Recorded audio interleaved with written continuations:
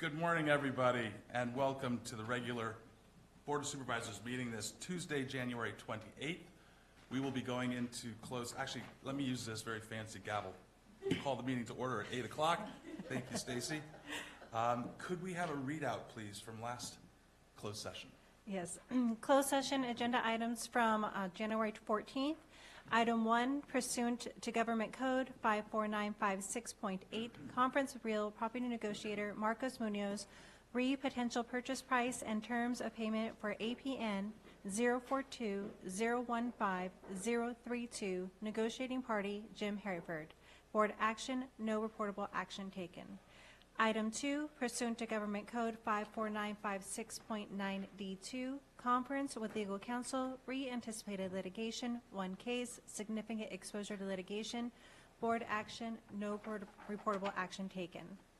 Item 3, pursuant to Government Code 54956.9D2, conference with legal counsel, anticipated litigation, one case, significant exposure to litigation, board action, no reportable action taken. Item 4, pursuant to Government Code 54956.9D1, conference with legal counsel regarding existing litigation, County of Calaveras versus Discornia Ranches Limited Partnership et al., Calaveras County Superior Court Case number 20CV45113, board action, no reportable action taken. Thank you. And today's closed session agenda item? For today's closed session agenda, item 1, pursuant to Government Code 54956.9D2, conference with legal counsel, anticipated litigation, one case, significant exposure to litigation.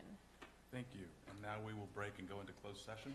Really, no, I don't see any public comment either. Oh, sorry, yes. Any public comment?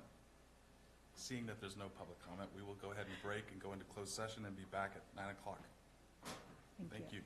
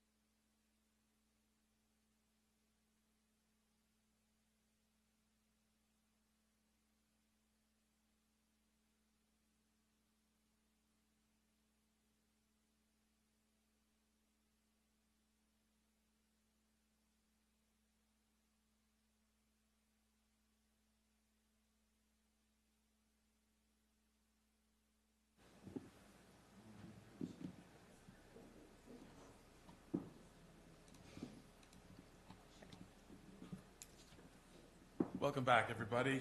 If we could stand now for the Pledge of Allegiance.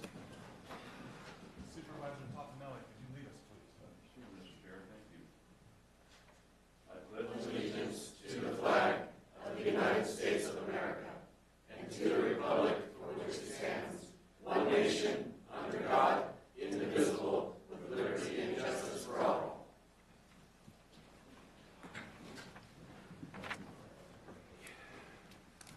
Yes, could we please report out, not read out, from closed session? Yes. Report out for today's closed session. Item 1, pursuant to Government Code 54956.9D2, conference with legal counsel, re-anticipated litigation, 1 case, significant exposure to litigation, board action, no reportable action taken. Thank you, and we'll move on to staff announcements.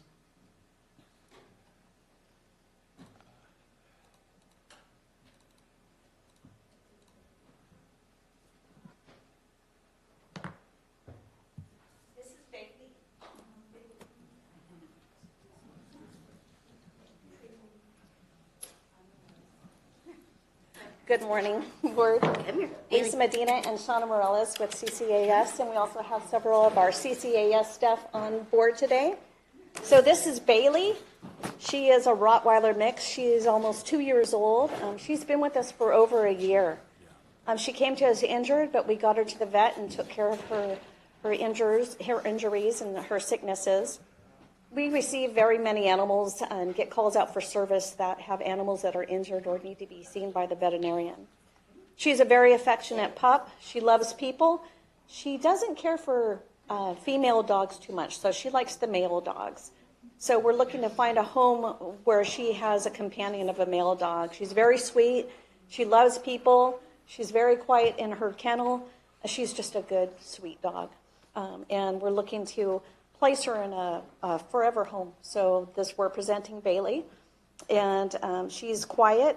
She will need a surgery. It's called a TPLO surgery. It's kind of similar to an anterior cruciate ligament in humans, and that surgery is quite pricey. We're looking at doing some fundraising specifically for Bailey, but we wanted to highlight her since she's been with us for so long, and she does need that surgery. But we're looking at funding experiences and things that we can do to help Miss Bailey along and get into a home. So with that, we have another announcement, which is pretty exciting. On Valentine's Day, on Saturday the 15th from 11 to 2, we are going to have a speed dating event not for humans, but for the four-legged kind.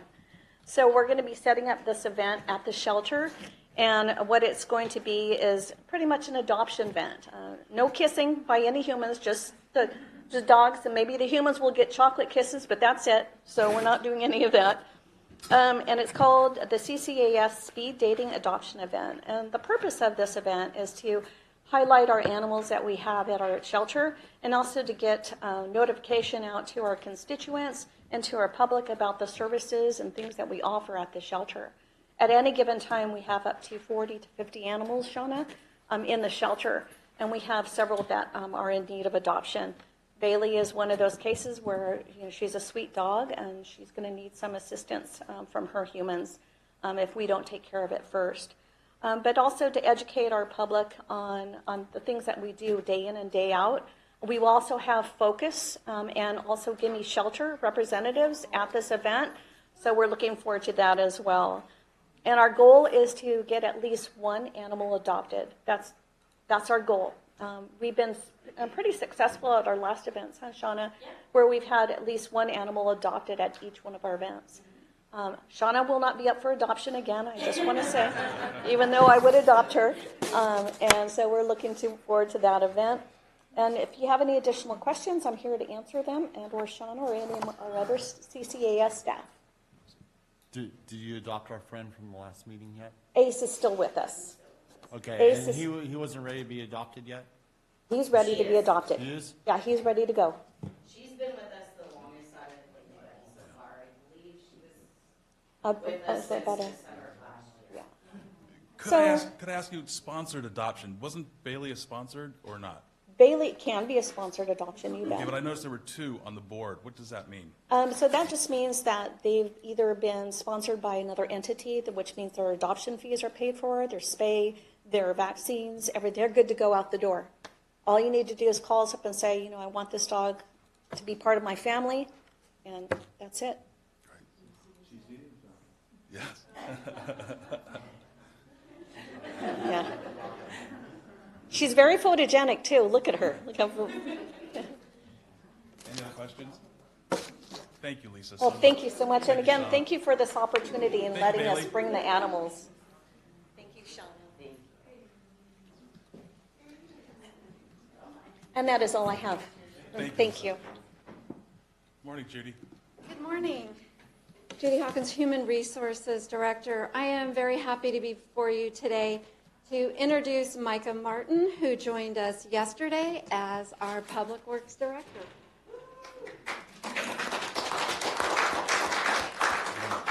Good morning, Board. I'm really excited to be here with Calaveras County. I come from Southern California. I have a lot of experience in the public works industry, and I'm excited to put that to good use here in the county and to work with such an amazing team in the Public Works Department.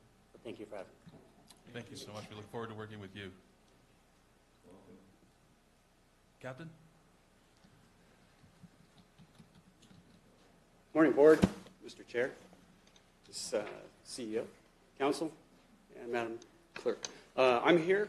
My name is Tim Sturm. I'm a captain with the Sheriff's Office, but today I'm here as the unit leader of the Calaveras Cold Case Task Force, and I just wanted to give a brief statement and announcement on that team. The Cold Case Task Force was formed in 2020. It has about 20 members, operates under an advisory board of 6 people. But the notable fact about the task force is that it operates as a nonprofit entity, which means that it can generate its own funding. That funding has been used over the last several years to pay for private laboratory testing, DNA extraction, and forensic investigative genetic genealogy. Recently, in the last 2 weeks, and you may have seen the Sheriff's Department media release, that testing led to the discovery and identification of a person who has been deceased for numerous years, over 40. And although it was not the news that his mother would have liked to have received, the Cold Case Task Force was able to notify his mother that his remains had been in the custody of Calaveras County since 1985, but we now did have her son, which means that she now has the closure that her son did not voluntarily abandon his family. So ultimately, the Cold Case Task Force has expended over $170,000 of community-generated funds, not county money, on that project. And the purpose of speaking today is just to say thank you to the community, thank you to the board. I recognize several people on the bench and, in fact, in the audience who have supported the annual November fundraiser for the team. We do have 3 profiles, DNA profiles, which have been assigned for genealogy, so there may be additional news forthcoming. But I just want to say thank you for the opportunity to speak for a moment on that, and most of all, thank you to the community of Calaveras. If there's no questions, thank you very much. It's absolutely a team effort. There's, like I said, about 20 people assigned, and they are the ones who make everything happen. Captain, thank you. Thank you for the events that you put on. I mean, seeing the families that do get closure from this is unbelievable, and really appreciate, obviously, the work that you do. Thank you. Yes, sir. Thank you for your support.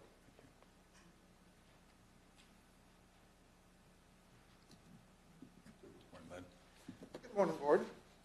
I'm Lindsay Groot. I'm your Information Technology Director, and I'm here today to give an update around broadband. At the end of last year, the California Public Utilities Commission awarded a $12 million grant to Comcast for broadband infrastructure. That's just a little more than a third of the $30 million that was allocated to Calaveras County under the Federal Funding Account Program. The remainder would likely be deferred to a second second round that may or may not be funded depending on how the budget goes with the state this year. More importantly, the county partnered with Golden State Connect Authority to design an open access broadband fiber network that would leverage the full amount of the funding. This project will ensure a foundation from which broadband access can expand throughout the county and the Sierras. And so several county representatives, including members of the board, will be in Sacramento on Thursday to petition the CPUC to reconsider their recommendation and award the full funding to Golden State Connect Authority in round one. Several local leaders have also given video testimonials on the critical need for broadband in the county. Those will be sent directly to each commissioner in advance of the meeting. The public can help as well. We would like to urge as many people as possible to call in and make public comment this Thursday and support the Golden State Connect Authority project. Just a 1-minute comment from the public can make a huge difference.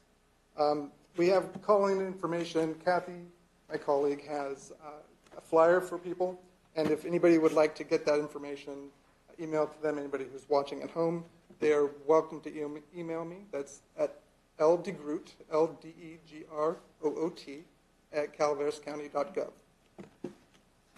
Questions? Anybody have any comments? Super, thank you. Okay. Morning, Kathy. Good morning, Chair Huberty, Honorable Board, Kathy Galino, Economic and Community Development. And yes, I'm following up. I have the flyers here. And also, thank you very much to our clerk for getting up on the screen during your breaks the information on calling in for Thursday. The commission meeting starts at 11 a.m. Thank you, supervisors that will be joining Linda Groot and myself at that meeting. It's very important that the community have their voice heard, that this award gets funded through Golden State Connect Authority in Calaveras County. And it's an amazing project to really reach our upper and most vulnerable communities upcountry. And broadband is something that's needed not only for safety, public health, and for education. I want to thank our partners. So a lot of folks did provide video testimony, including our sheriff, Health and Human Services, Mr. Magana, Chief Johnson from Ebbets Pass, and many, many others, including OES. Thank you, Eric. So thank you, everyone. Please let your voice be heard. Have a good day. Thanks, Kathy. Do we have any other staff announcements? Okay, well, we'll move on now to recognitions and acknowledgements, and I pass the gavel to Supervisor Hill. Item 2, recognition and acknowledgments proclamation. Clerk of the Board of Supervisors proclaimed the week of February 14th through February 20th, 2025 as Kindness Week in Calaveras County, and further deemed the county as a random acts of kindness zone. This proclamation recognizing February 14th through 20th, 2025 as National Random Acts of Kindness Week. Whereas National Random Acts of Kindness Week will be observed February 14th through 20th, 2025, and Random Acts of Kindness Day is February 17th, 2025. And whereas Calaveras County has participated in Random Acts of Kindness Week since 2010. And whereas all who live and or work within Calaveras County are encouraged to practice random acts of kindness, a tradition started in Angels Camp by the Jim Brigance family. And now, therefore, be it resolved that the Calaveras County Board of Supervisors, skipped. Yeah? Okay. So you open it up for any comments? Any public? From the board? And then the public. Board, any comments? Our first act of kindness, we'll start by thanking you for reading that. Helping me fix it after the mistake. So kind. Any public comments? Hi, Tara. I was around when Jimmy Brigance came up with this wonderful idea. My mother used to fly over all the schools while the children stood out there in hearts. And I think it's a fabulous thing, and it shows what a great county we are. So I think this is a fabulous proclamation. Thank you. Thank you, I'm Jim Bergant. Some of you know that. I just want to thank the board, the county, for continuing to keep this thing alive for so many years and to recognize that it's an important idea that we need to be kinder to one another and listen to one another. And just so as this thing goes on, the Calaveras County Office of Education has been a kind of a center for the kindness thing for the last, 10, 15 years or whatever. And so every year there's 2 or 3 individuals in Calaveras County that throw money at the County Office of Education, and we buy like thousands of these wristbands to promote kindness. So I brought some wristbands for you all to wear, to share and give away. There's some here for the community if you want. So I'll give you those, but I just want to say thank you. I don't know of any other county that has done this, and I'm grateful to live in this county where it's important. And the City of Angels also does the same thing. So thank you to the board, thank you to the staff for taking this thing, keeping it going. And I hope that it makes a difference. That's my hope. Thank you. Thank you, Jim. Jim, can I ask, how is Jill doing? Jill's doing great. Okay. Yeah, she's doing She's great. normally here for this. Yeah. I also wanted to say, if I could, really quickly, that this is kindness to others, but remember to be kind to yourself. Yeah, You've got to put the oxygen mask on yourself before you can help others, too. It's important that we take better care of ourselves and each other. I mean, really. So anyhow, thank you very much, board, and thank you. Okay. Any other public comment? Jim, don't leave. We need you for the picture. Oh. Sorry. No? Okay. Whereas all who live and/or work within Calaveras County are encouraged to practice random acts of, now therefore, be it resolved. Sorry. Where? We need to vote. Okay. I'm learning. Look at all the kindness there. So you to call for the vote this Okay. time because you act like chair. I'll call, okay. Call for a vote. We have a motion. Do we have them? So moved. I'll second. All in favor? Aye. Aye. Now. Okay. Now, therefore, be it resolved that the Calaveras County Board of Supervisors designates the week of February 14th through the 20th, 2025 to be Kindness Week throughout the county. Be it further resolved that the Board of Supervisors declares that the County of Calaveras be deemed a random acts of kindness zone during the week of February 14th and continue through the 2025 year. Thank you. Very much. And if anybody, thank you. If anybody wants more wristbands, the County Office of Education has some, or you all can contact me. So thank you very much. Oh, okay. Great. Okay. Thank you.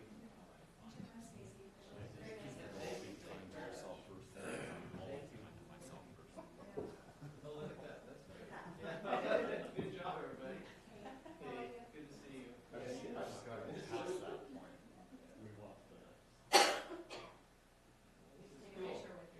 is cool. Yeah.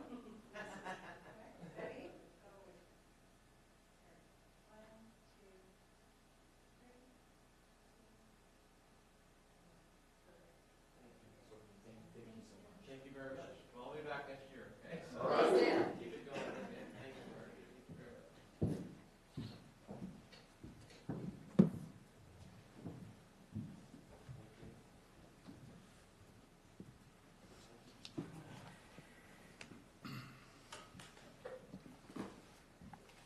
We'll move on now to general public comment.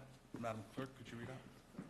Any item of interest to the public that is within the subject matter jurisdiction of the board and is not posted on the consent or regular agendas may be addressed during the public comment period. California law prohibits the board from taking action on any matter which is not posted on the agenda unless it is determined to be an emergency by the Board of Supervisors. If public comment is completed before the 30-minute allotted period, the board may immediately move to the next order of business. If public comment is not completed during the allotted time period, it will be continued as the last item of business in order to provide an opportunity for the remainder of comments to be heard. Thank you. Terry?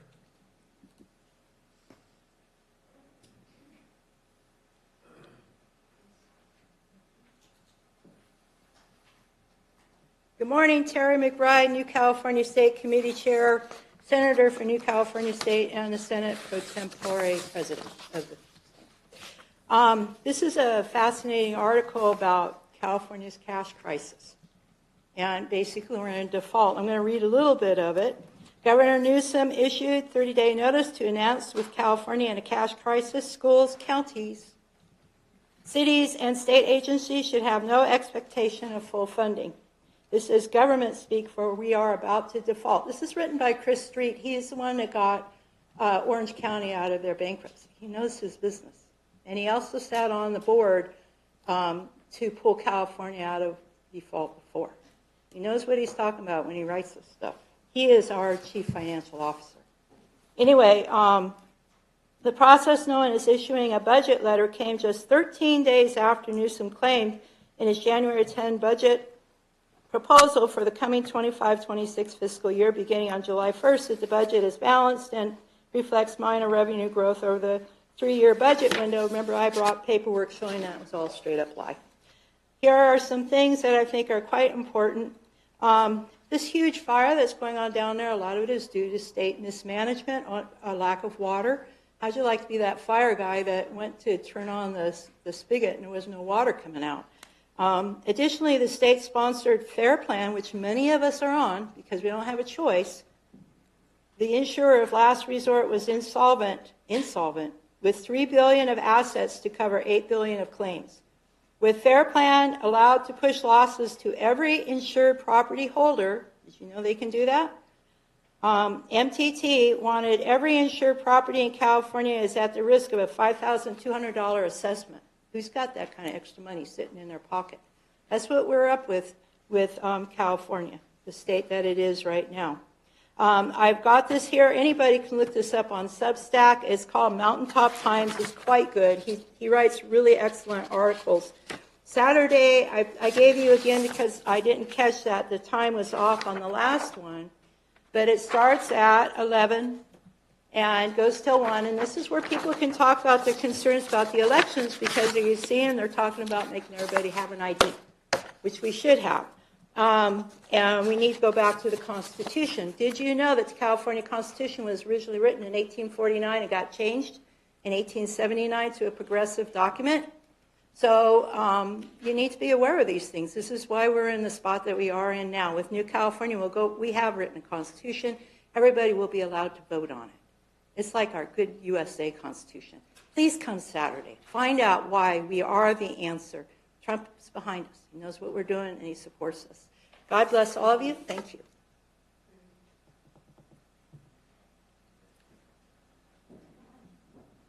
Morning. Is your comment about the animal shelter? Lisa Medina checked and said that I just wanted to make a report to you. I've just perfect. Okay, piece of thank you. information. Appreciate So it. I understand about the agenda thing. Back in June, Gimme Shelter opened up a fund with the community, Calaveras Community Foundation, and I wanted to let you know that as of today, we are approaching $39,000 in that fund that we've raised for the new shelter. So that's how much support we have in this county. Thank you. Thank you so much. Mr. Butner. My name is Christopher Budner, publisher of Calaveras 2026election.com. Ben, during the January 14th, 2024 Board of Supervisors meeting, you attempted to have portions of my public statement stricken from the published record of the meeting because my statement included, quoting you, allegations of malfeasance or whatever, and that you didn't hear burden of proof. For the record, County Council was compelled to verbally advise you in real time publicly of the fallacy of your attempt to suppress official acceptance of my comments in whole. Let's examine your concerns. Was it allegations of malfeasance or whatever when I stated you were officially warned of potential fines in 2019 due to your 2018 campaign finance violation of the Political Reform Act, with you having been classified by the Fair Political Practices Commission as a campaign non-filer in their case number 2019-00576? Was it allegations of malfeasance or whatever when I stated I had irrefutable evidence to submit a formal complaint to the FPPC about your persistent violations of the Political Reform Act as a campaign non-filer despite you having been warned in 2019 by the FPPC of the potential for consequences, including hefty fines? Is it allegations of malfeasance or whatever when I state that all 4 of last term's continuing incumbent supervisors are now subjects of concurrent, open, and pending FPPC cases for an assortment of campaign finance violations of the Political Reform Act?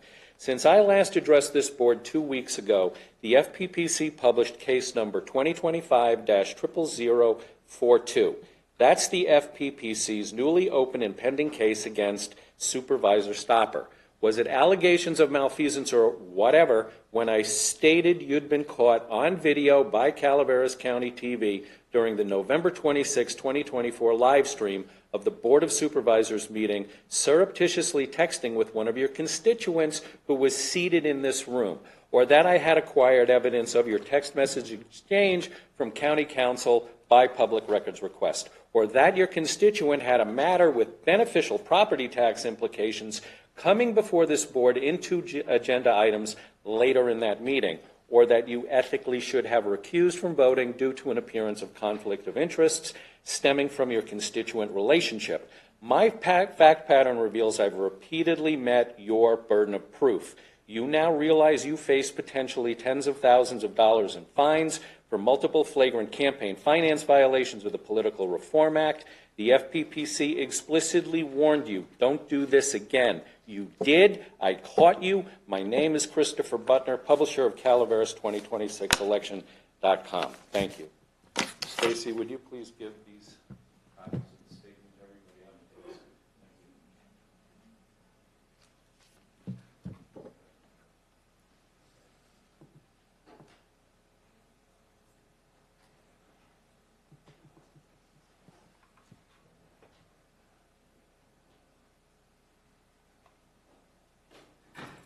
Do we have any further public comment?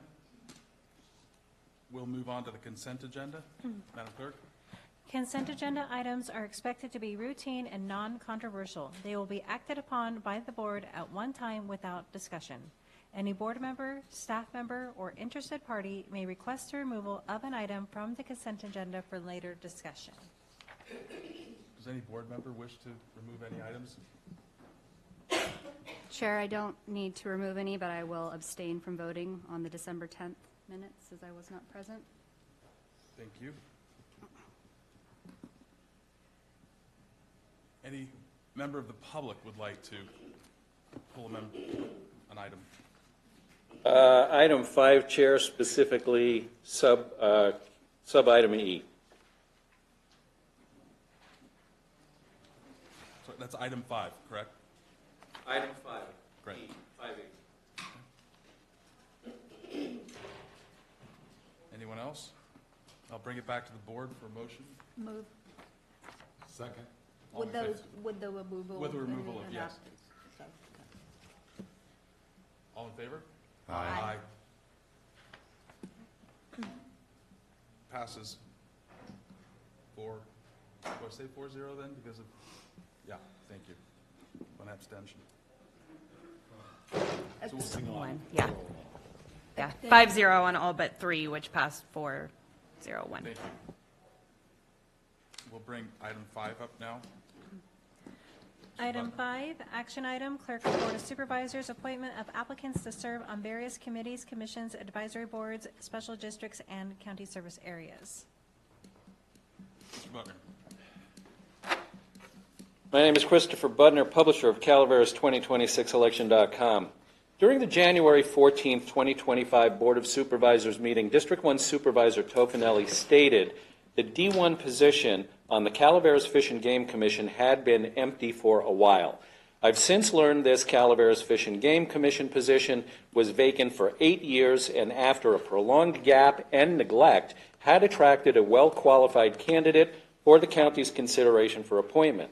The appearance of a dark horse candidate for this position announced by Supervisor Tofinelli during the last Board of Supervisors meeting took attentive observers by surprise. Improbably, after 8 years vacant, this position suddenly attracted attention and candidacy from a second individual at the 11th hour on January 14, 2025, from applicant Eric Holt, Director of the Calaveras Office of Emergency Services. This matter serves as a valuable civics lesson in participatory local government, providing an example and examination of the intentional lack of transparent administrative practices by this Calaveras government. Any extra time Holt may have for another position would be better spent serving the unmet needs of Calaveras citizens, hardening the county's built-in natural infrastructure against potential man-made and natural disasters, and focusing on preparing and maximizing critical resources required and anticipated for the county's inevitable response and recovery efforts. Perhaps Holt, in his role as Director of OES, might invest any extra available time toward mitigating the unnecessarily elevated risk of catastrophic fire posed to the community of Arnold and the surrounding inhabited and uninhabited areas within the Stanislaus National Forest by the new Tesla supercharging station that was inexplicably approved for installation and is now operational behind Meadowmont Center. Now I need to remind you that Calaveras is in the top 10 of California's most wildfire-prone counties, having the unfortunate distinction as one of the top 4 counties in America with the highest cancellation rates of homeowners insurance. Perhaps Holt might, in any extra time available, accompany a county engineer on periodic structural inspections of our aging local tourist attractions, such as our 3 local caverns, long-cherished internationally renowned attractions where visitors from around the world arrive with an expectation of Calaveras public safety vigilance. Diluting Holt's primary job as director of the Calaveras Office of Emergency Services by adding the responsibility for representing D1 on the Calaveras County Fish and Game Commission, I respectfully argue may jeopardize public safety. My name is Christopher Budner, publisher of Calaveras2026election.com. Mr. Holt. I'd just like to say I just moved here in May, so I don't know about the prior 8 years, but I'm applying as a taxpaying citizen of D1. That's all. Thank you. Thank you. Do we have any comments from the board? Just that, the Fish and Game Commission's been really solid. I've been on the representative for the past 6 years for the board. There's been a few times within that 6 years that a few District 1 people have processed through. They have not stayed solid. And when we have these meetings, it's not during work hours, it's later in the day. So this would not conflict with any work time for said individual. And I'm very happy if it's Mr. Toffenelli's recommendation to support him as. Thank you, Supervisor. Supervisor Toffenelli?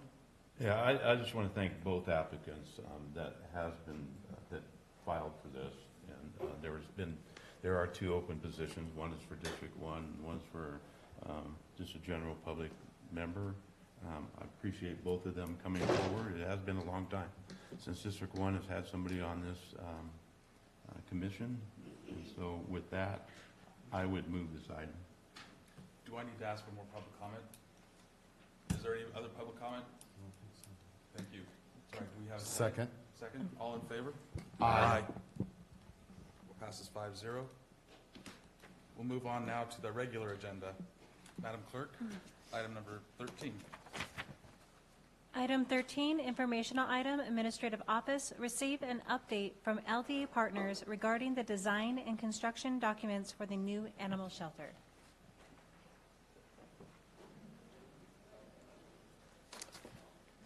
Oh, where am I going? Guess I'm moving up. Yes, thank you.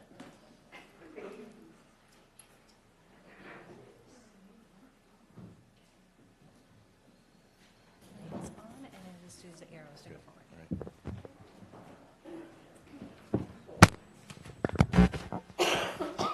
And is this on?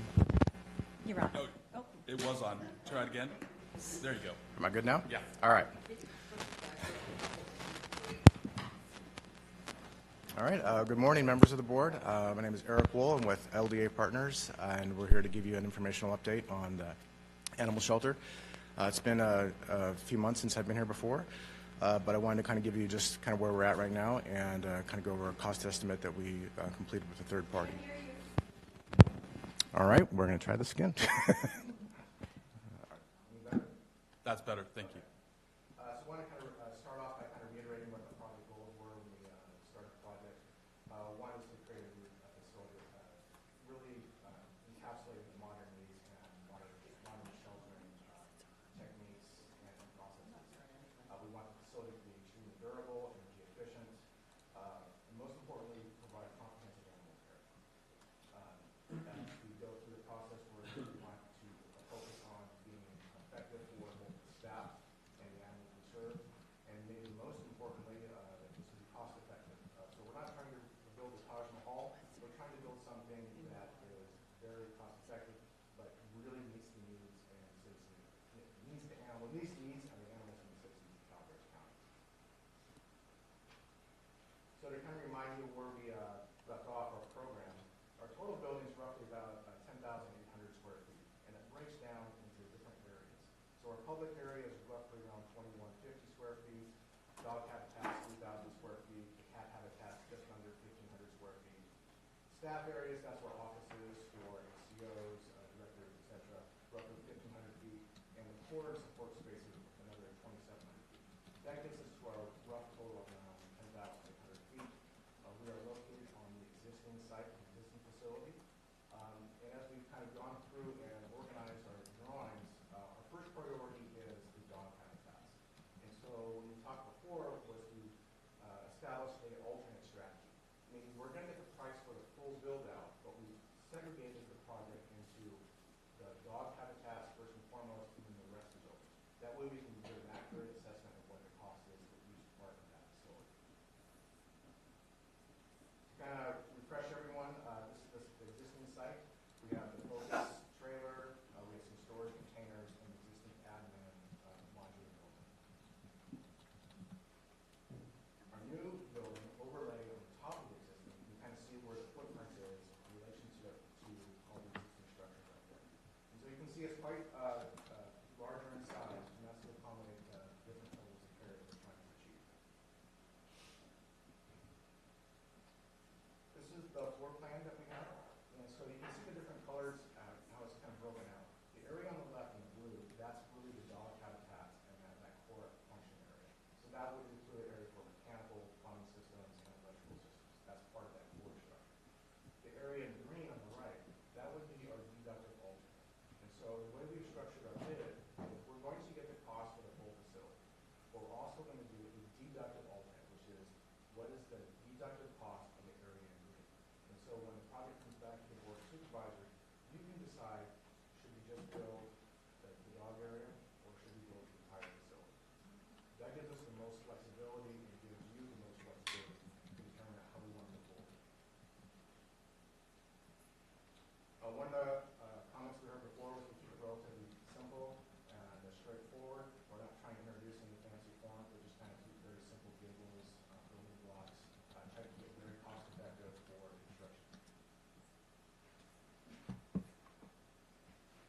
And this is kind of where we're at from our cost standpoint. We sent this project out to a third party estimator. And then we get that estimate back from them. Then we base that or index that against what we have on our own data mine. And then the third part of that is we talk to local contractors as well. So we have a number of animal shelters that are both in construction and design. We're talking to those contractors directly so we can see what those actual costs are in the real world today. So that we have a very good understanding of where we see the costs coming in at. We've broken out this estimate between CSI division, that's Construction Specifications Institute. They organize different trades in the construction industry, and this broken out even further by site costs and building costs. And then even further again from the hard cost and the soft cost. The hard costs are what the contractor is paying for. Those are the elements of the building construction itself. The soft costs are things that are not physically attached to the building, or professional fees, permit fees, furniture, things of that nature. And then we also add other costs, which I put on there for project contingencies, estimates for escalation going into the future, and that's how we get our overall total project cost. So to kind of break this down, is our overall site, we're expecting to spend roughly about $1 million. That is for grading, bringing in the utilities, resizing utilities, additional power. The building construction itself is roughly about another, $7.2 million. We've also broken down the contractor general conditions. That's essentially the cost of the contractor doing business, his overhead and profit, the insurance and bonds, and typically contractors will throw in a contingency in their number to cover unforeseen items as well. That gets us a total construction cost of just over $8.5 million. And again, this has been also checked against other contractors that have active shelter projects in the state of California. So that gets our total construction hard cost, again, of roughly $8.5 million. Our soft costs, those are things that for materials inspections, fees, that's roughly $1.7, and there's just under $1 million in project contingencies.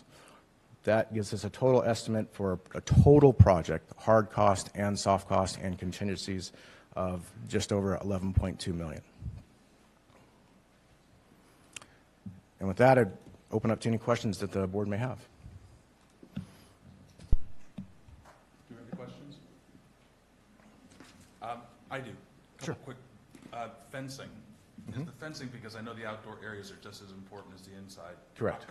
I didn't see that broken down in the hard costs. Are they included, or is that? Yes, that's included within the site cost, Division 32 exterior improvements. So we are fencing around the entire site. Along the front, where we're using the building as a fence, if you will, around the rear of the site, that all is enclosed. In the back of the house, there is also a secure area for staff. Got it, thank you. And landscaping? Yes. Minimal landscaping, primarily up for the front of the building, the public frontage, or the front by the parking lot. Okay, thank you. And if we could go back to the blueprint of the Sure. proposed building. Mm-hmm. I'm confused with the cat suites in the middle. At the moment, we have 5 cat suites, and it looks like in the proposed, we're only getting 3. Are those, it's difficult for me to explain, but there are 2 cat suites and there are 2 small rooms behind the cat suites. Are those cat suites as well? So the cats are broken into different types of cat habitats. So we have main cat adoption. Those are kind of more front and center.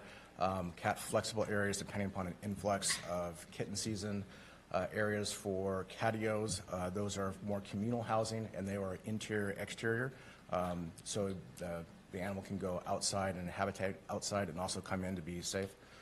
There's also areas for isolation and quarantine. And so those are kind of in the left where that cat prep area is.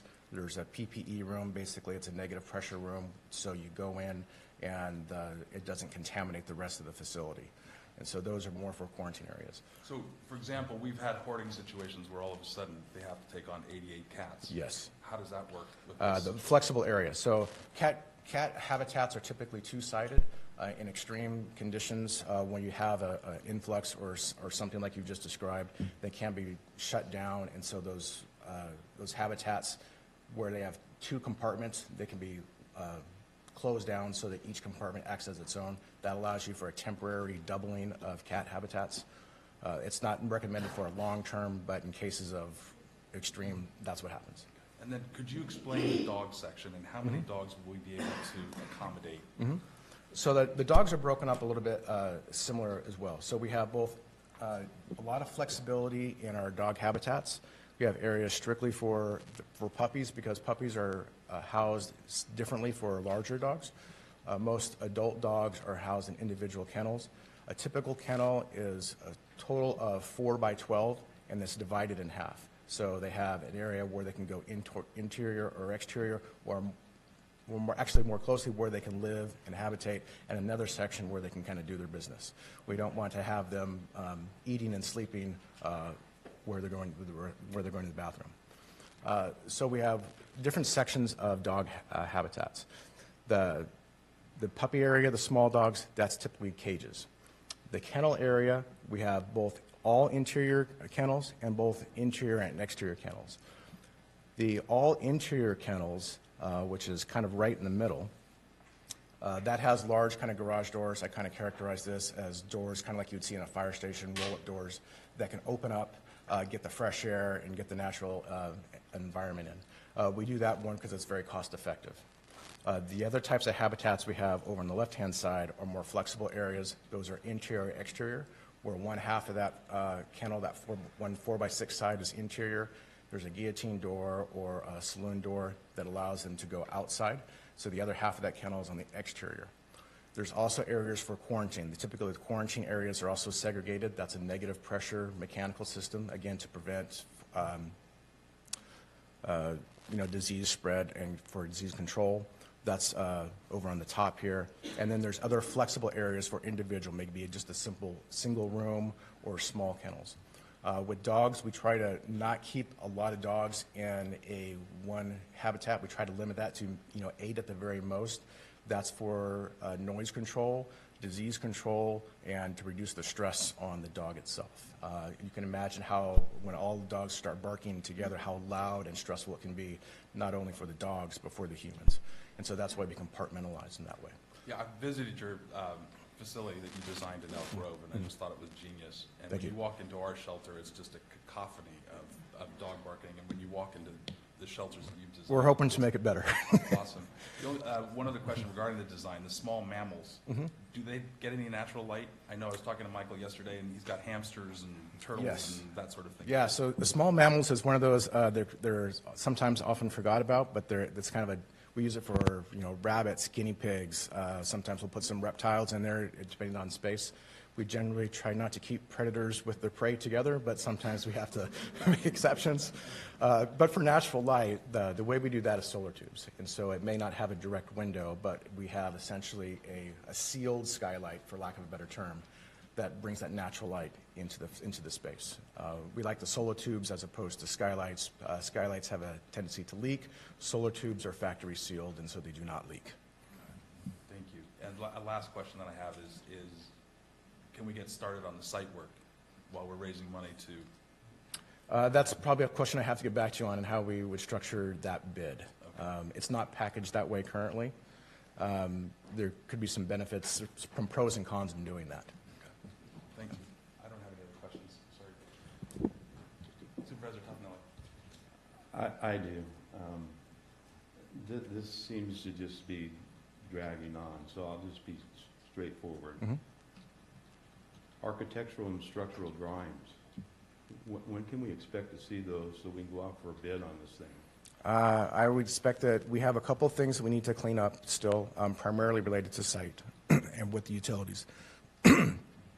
When we get that, Okay, we let a contract in May, so we've had all this time to clean all that up. This keeps dragging on. Can we just get it done? It is. Give us architectural and structural drawings so we have a package to go get bids on, so we can get this thing construction. Yes. Because every day you're waiting and we're waiting, costs are going up. I understand. And this is one of our top priorities to get out the door. So in a month, 30 days from now, 60 days? I would prefer, but this is also for discussion. I think it'd be best for the county to go through plan check, at least have one round of plan check before it goes out to bid. That's obviously up to the discretion of the county. Those for plan check. Correct. So I'm waiting to know when we're going to have structurals and architecturals so we can. I have a progress set already put together. We're not 100% complete. I would say we're probably around 85% complete right now. So time frame, 30, 60, 90? If you put me on the spot, I would say probably, I think a month is probably accurate then. Okay. All right. Thank you. Is there any public comment? Please come to the. Yeah. Actually, I'm sorry, your presentation was difficult to hear. Sorry. And you speak very quickly. This print is very small. So is this information going to be available online? It is available. If you go online with the board, it's in the agenda packet for today. Okay, because I looked at the agenda packet a couple of days ago and I didn't find anything. Yeah, you like that. should be able to find it. It's there. Okay, thank you. If you have any problems, let me know. And I'll help you. Okay. Lisa.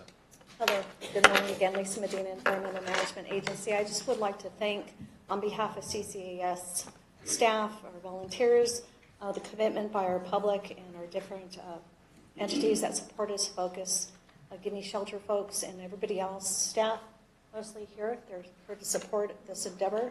This has been an ongoing, heart-wrenching, heartfelt, everything emotional around this whole subject for years. Eric and his crew have been wonderful. They listen to staff, they listen to the public, they've listened to Focus, our other volunteers, and they're key on, as you stated before, they build the best shelters in California, and there's a testament to that. The Elk Grove shelter is incredible. All we want is just something that our animals will be safe in. We're looking for the best standards of care, something that is good for our county, and that's exactly what they have presented. And they listen to us. We've been having ongoing meetings, sometimes weekly, and they have made and assured us that this project will be in the best interest of our Calaveras family of animals. Thank you, Eric. Thank you, Lisa. Alex? I was going to say, Alex, do you want to, you can do it from there. Well, Can't hear it, even, I thought if It's that okay. speaker was good enough to pick it up. It's okay. Okay. It's okay. I just have a comment, and thank you, Mr. Tofinelli, for pressing that, because it's been months, and also I'm very excited about this project, but I couldn't hear either very well. So I'm hearing 8 million now for the dogs, and I just thought it was 7, but I couldn't hear very much what was going on. Eric, could you clarify that, Sure. please? 'Cause yeah. No problem. I'll try to speak a little bit slower and louder. Alex, if you can stay Yeah. here so you can hear. So the total for the whole build out for construction cost is just over 8.5 million, Okay, including cats. including the cats, the admin, exactly. Okay. Correct. Yeah. Yes. That's what I wanted to clarify. Okay. Because that was a bit scary. Another million added. Yeah.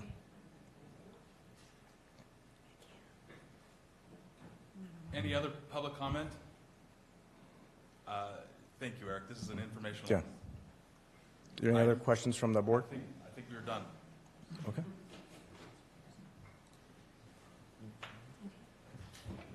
Supervisor Stopper, do you want to come? Okay. Thank you. Thank you, Eric. I have some copies of the presentation being gone over. If you just want to make a moment, I have some copies to share.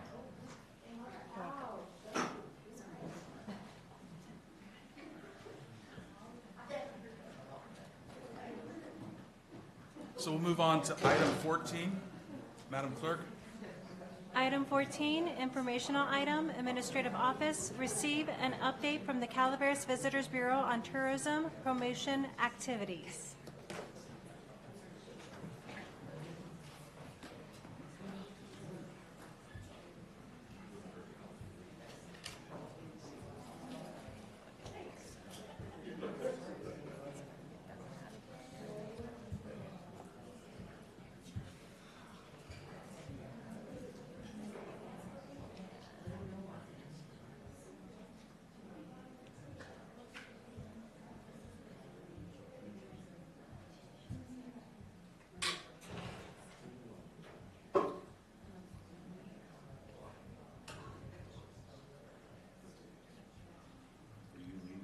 I'm going to. Let's just wait till this comes down to Sahara and then just. So Supervisor.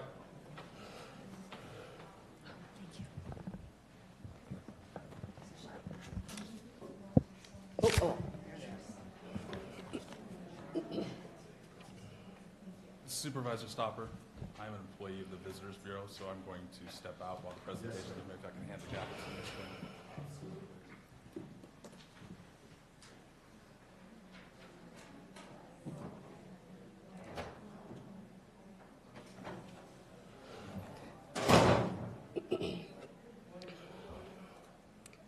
Good morning, Board of Supervisors, CEO.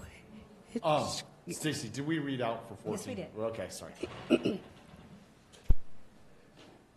Go ahead. Yes, go ahead. Good morning, Board of Supervisors, CEO Hitchcock, County Council, Stacy and Susan, good morning. Unfortunately, no. I'm sorry. I'll try to speak a little bit louder. Does the other microphone work better? They're both on. Oh, okay. Yeah. My name is Jessica Johnson. I'm the admin manager with the Calaveras Visitors Bureau. And thank you, Board, for the opportunity to give the quick update from the CVB regarding our tourism promotion efforts and the opportunity to introduce the CVB to Supervisor Andal. Our mission statement, the Calaveras Visitors Bureau, is the Calaveras County's core tourism organization dedicated to creating long-term sustainable economic growth for the region and its partners through innovative tourism programs and promotions and partnerships. This presentation reflects our mission, vision, and values that support the county's strategic plan while serving our visitors and local community to the best of our ability. We aim to keep our transient occupancy tax totals as high as possible to help support public safety and market our incredible county. And in December, Calaveras hit just over 50% of its mid-year budget goal for TOT, and we do expect to achieve at least 100% of that goal by the end of the fiscal year in June. The CVB board is a well-rounded group of local business owners, business and community leaders, business association and housing directors, lodging managers, marketing director for Bear Valley, and for the Calaveras Big Tree State Park. And our staff includes a longtime resident who, with her husband, built half of Arnold in the 60s. It includes a retired history teacher, a school board member, a college student that grew up here in Calaveras County. So all people who are fully vested in this county and seeing the success of the county, as well as preserving the unique character and special way of life we have here. The operations of the CVB, we are open 7 days a week in Angels Camp from 9:30 to 4:30, and our office in Murphy's is open 5 days a week from 10 to 4. In 2024, we greeted 14,000 visitors, and we fielded thousands of phone calls, simple questions asking for directions or asking about events, to funny phone calls like if the Murphy's Hotel is haunted year-round, or when the times are for Pirates Ferry. So, but then we also have some more serious situations where we were able to help a visitor. Her husband was up in Bear Valley with their small children, and he was hurt and needed to get medical attention, but couldn't take the ambulance because he couldn't leave his children, but she didn't have a vehicle to get up to Bear Valley. And so she called us, and then she came in, and we were able to find a local contact that could get her up to Bear Valley and reunite with her family. So that was an important phone call. I'm glad we were available for them. The Visitors Bureau and the Film Commission are funded by the transient occupancy tax from both Calaveras County and the City of Angels Camp. The CVB also receives $50,000 from the City of Angels towards the operation of the Angels Camp Museum. This stipend, along with the admissions and membership to the museum, pay for the operations, museum staffing, exhibits, and maintenance of the museum. The profit from the sales of the gift shop go to the CVB. There are currently 10 part-time and 2 full-time employees for both the offices and for the museum. And there are currently 11 board of director positions. Also a representative from the county and the City of Angels Camp. In California, California remains the top travel-related destination in the country right now. And in 2023, the CVB, we posted our 2023 numbers. The 24 numbers won't come out until April, and then we can share those with you in May when we have those. But you can see from this graph, it's a $154 billion industry in the state of California with 1.2 million people employed. Dean Runyon is, they collect the numbers for California for all of the counties, and as you can see, since 2019, visitor spending has increased year over year, and again in May we'll have those numbers for you for 2024.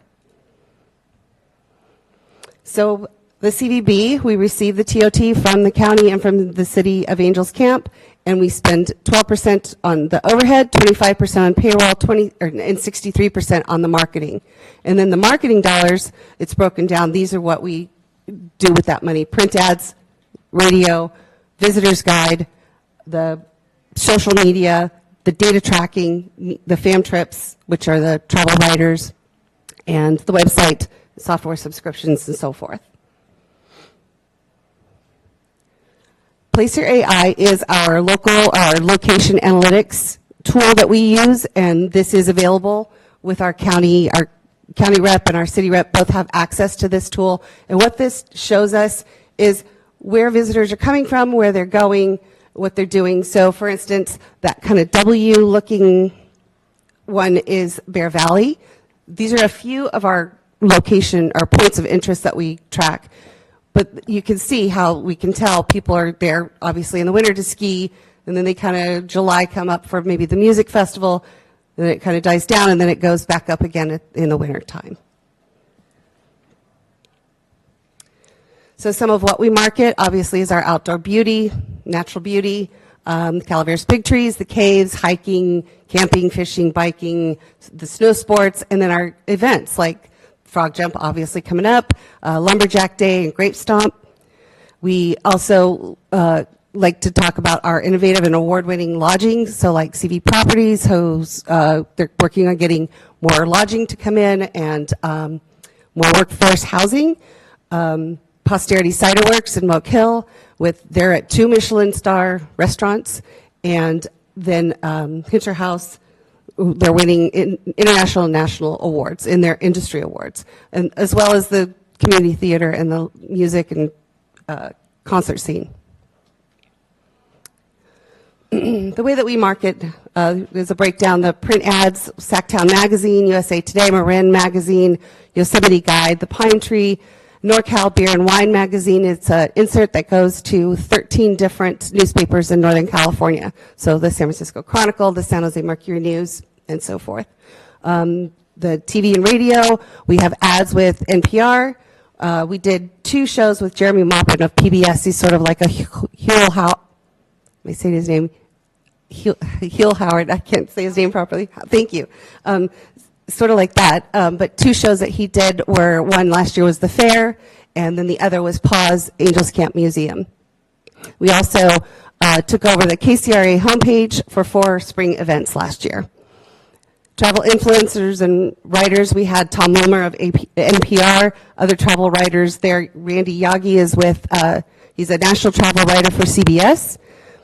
We had 9 Black travel writers from the Black Travel Writers Alliance come through, and Voyage is a magazine in France, so we're also hosting international travel writers. We're getting that exposure.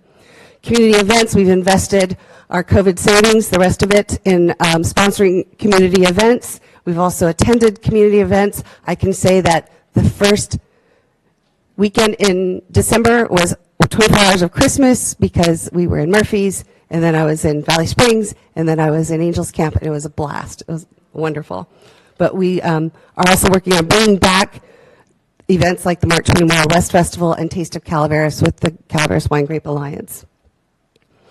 Just to kind of expand on that a little bit, we found that the events are a huge draw to people to come up to the county and visit. Our unique events are that's what's looked at most on our website, as well as the outdoor attractions, so Calaveras big trees and the caves.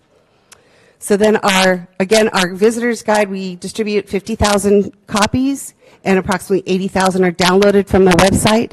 The visitor's guide it's a pay-to-play. Essentially, those who want to be in it and support it are in it. So if anyone's interested, please contact me. We'd love to include everyone that wants to be involved.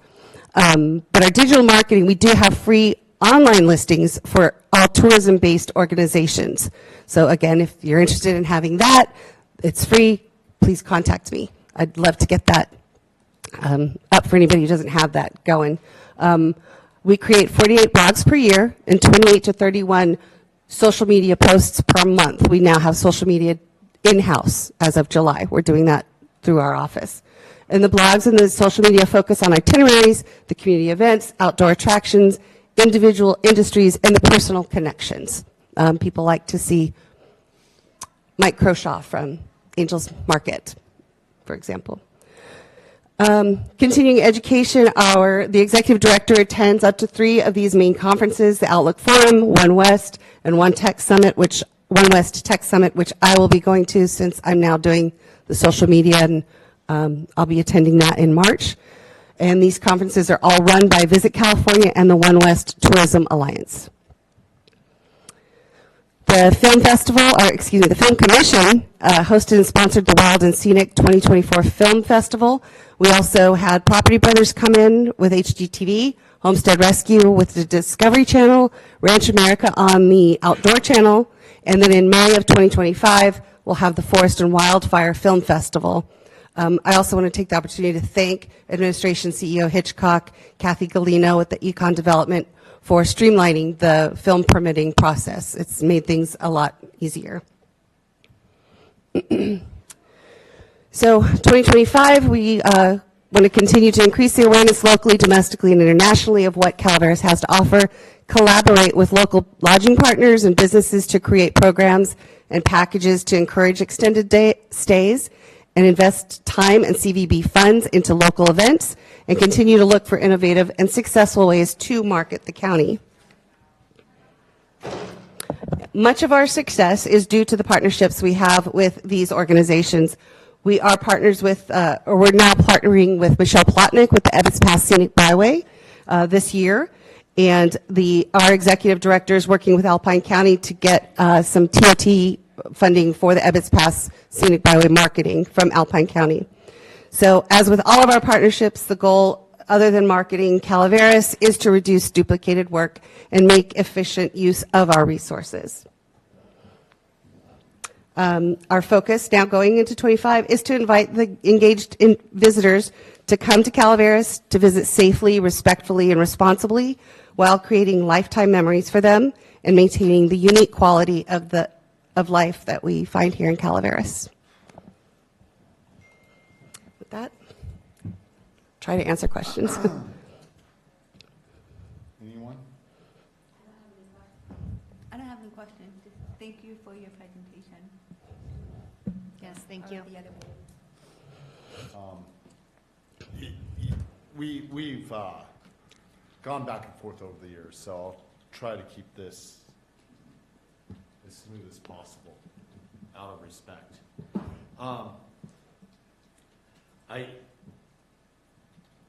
This started some years ago, as you're familiar with, us on the west side with our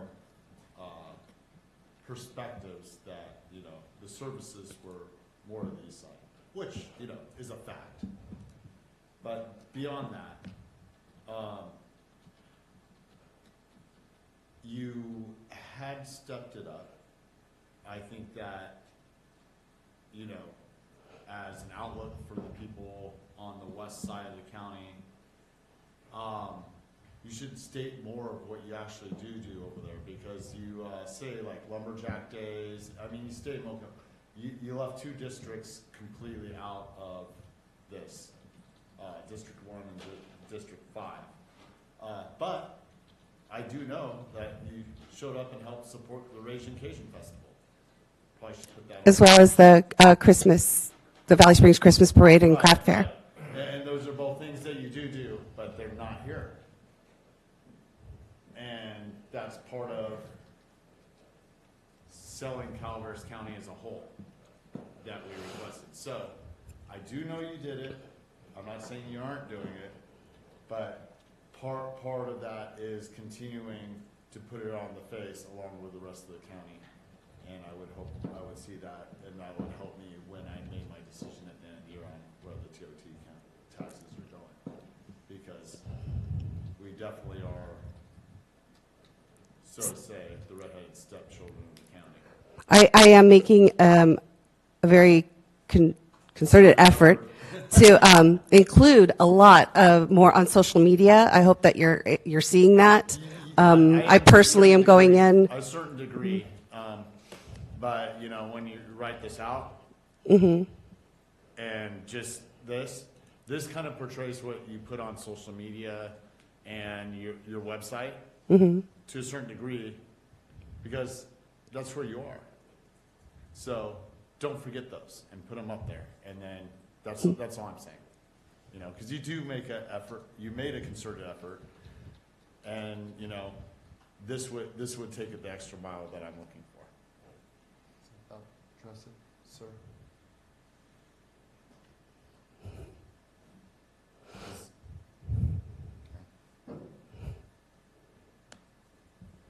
Thank you for your presentation. It was very well done. I kind of echo what Supervisor Stopper has to say. It would have been kind of nice to put the Valley Springs Craft Fair and parade in here and just acknowledge the west end of the county in those districts, that you are there. It's out there for the people, much like you're advertising here. So although I thank you, you guys do a fantastic job. You really do a good job in promoting Calaveras as a whole. So thank you.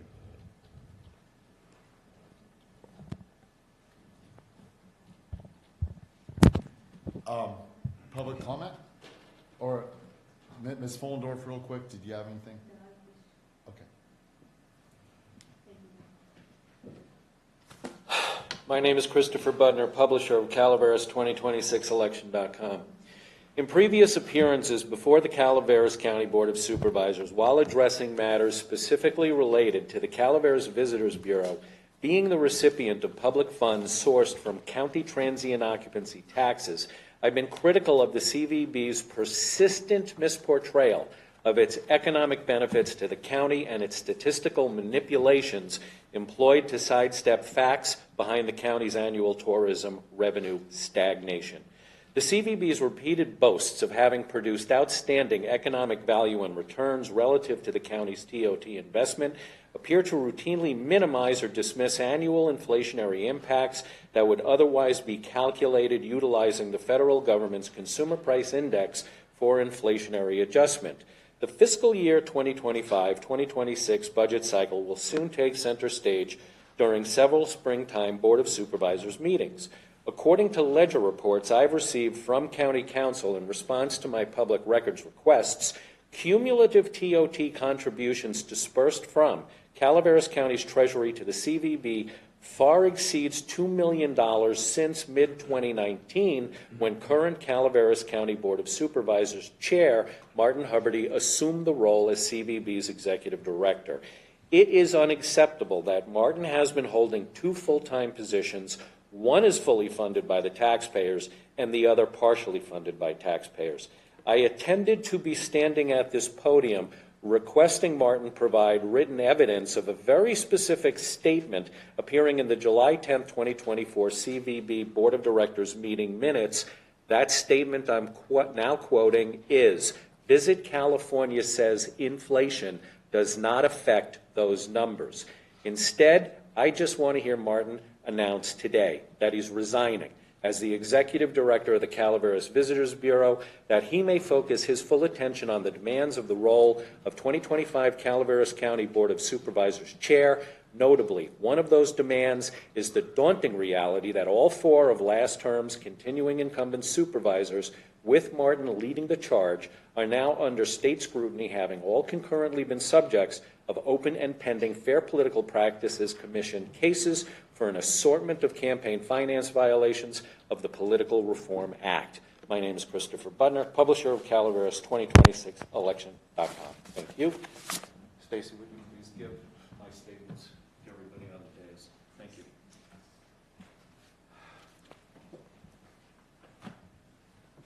Galena. Good morning, Vice Chair Stopper and Honorable Board. Kathy Galeno, Economic and Community Development. Jessica, thank you so much for the work you do. We've traveled many places from Love Creek to Valley Springs. Love the article about the horse trails, the equestrian trails we have around our lakes. I'm a horsey girl. And also want to share that the CVB has also worked with the Parks and Rec Commission in providing access to their calendar. So we now calendar local parks and recreation events that are happening, Little League signups, soccer signups, it's a great partnership with the other agencies and Parks and Recreation. So thank you. It's one after my heart. Thank you. Yes, very excited to partner with that. It's great. Any further public comment? Bring this back to the board. You know, it's just an update, informational item. Is there any further things? I mean, I, for one, you know, voicing the concerns, but thank you for the work you've done. We have seen progressive steps in representation. I do want to acknowledge that. Love to see more. That's where I'm going with it. You got it. Thank you. Thank you.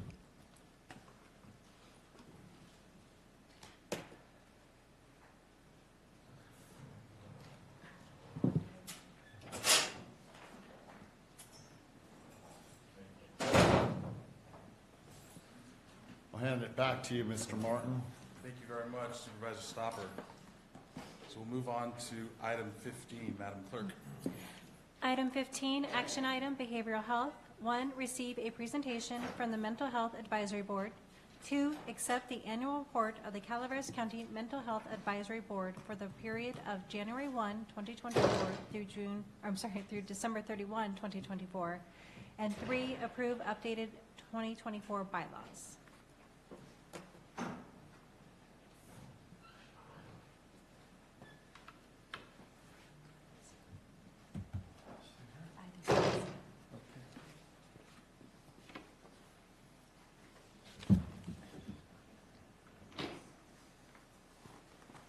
Hi, my name is Mark McCormick.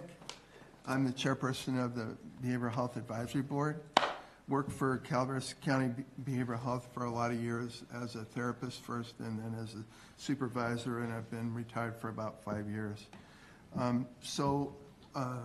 Here today to discuss the annual report and the bylaws. And we're a board we're mandated to develop an annual report as part of reviewing with Calaveras County Board of Supervisors the performance and the needs of behavioral health. And really happy to be a part of this. I think this is such an important area of need in the county. And you know, it's really important to review what Calaveras County Behavioral Health is doing. So, kind of broken this down in regard to review of the board and review of the agency, with the review of the agency really being the key. Basically, I really feel good about our board. I think we have the right amount of numbers, and we've been able to get. Proposition 1 came in over the last year, and it encourages local boards to have representatives from the educational system, of a young adult member who is a consumer, called transitional age youth.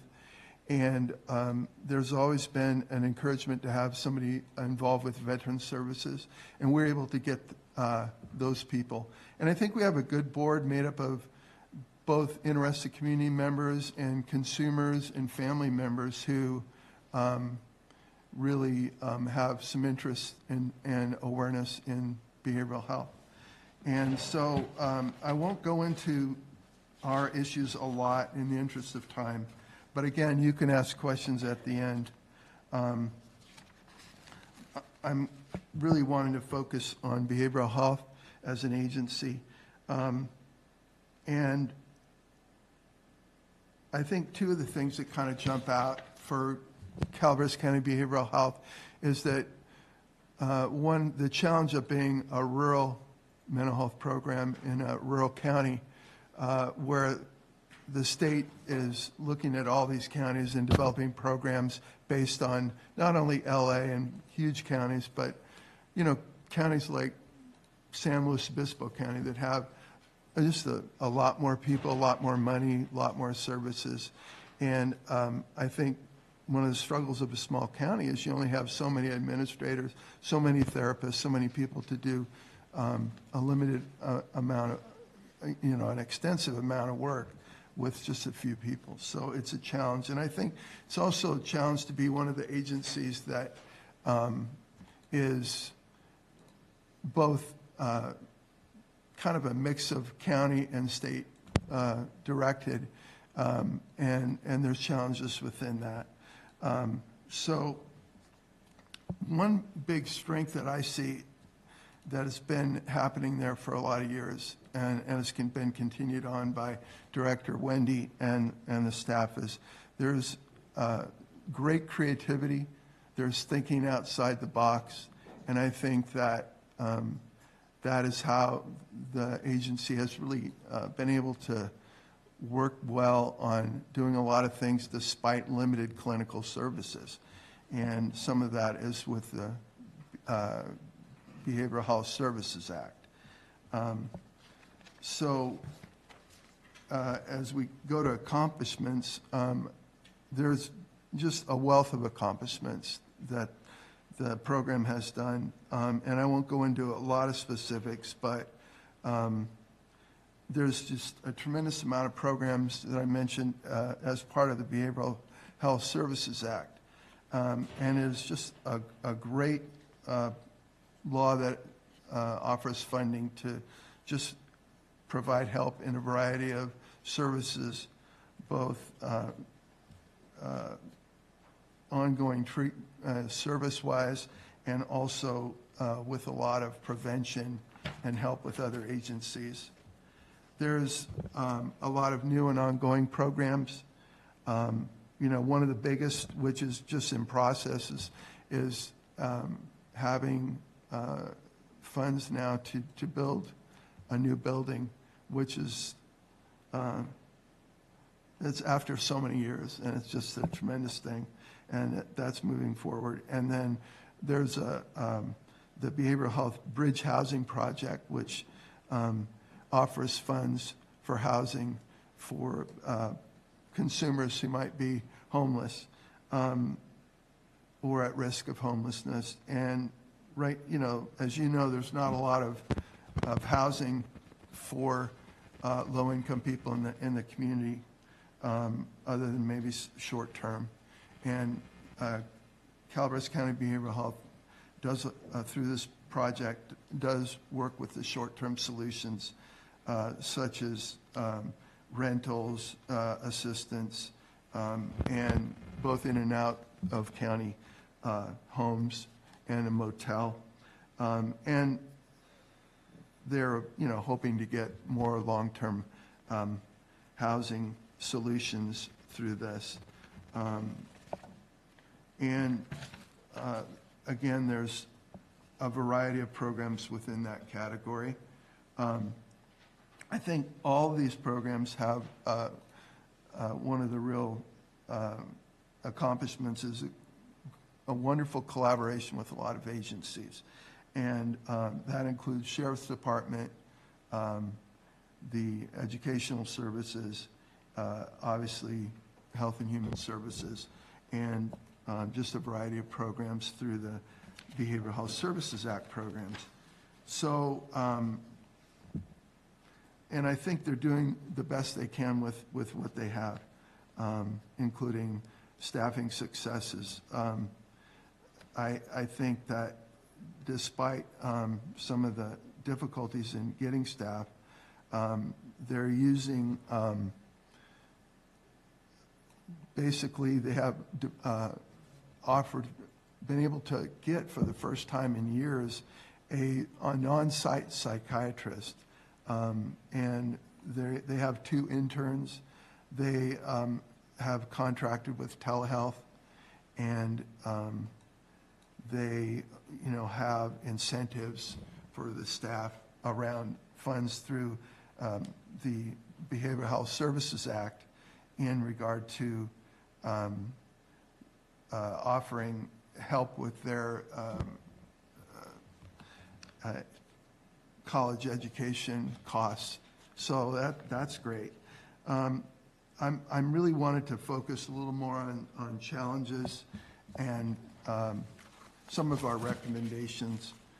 I think one of the things that is the biggest thing to mention is there are administrative leaves of absences over 2024, and I think as a board we only know so much about the reasons for that, and really probably should only know that. But what we do know is that we could see this was an impact particularly when Director Wendy was on leave of absence. It was a great impact on their staff. There were a lot of questions, a lot of confusion, a lot of rumors, and a lot of stress. And we as a board had some of that, not to that degree, obviously, but some of the same kind of questions. What's going on? What's happening? Are we going to have this, something new? What are the reasons for this? What are we missing? Those kind of questions. So the hope is that gets worked out, however that can happen, so that the staff continues to move on and that doesn't get in the way of any of their work. And one of the pluses, which is a recommendation, but really more of a positive, is that the agency is working on developing a lot of programs to encourage staff cohesion and improve staff functioning that way. So I think that's really good.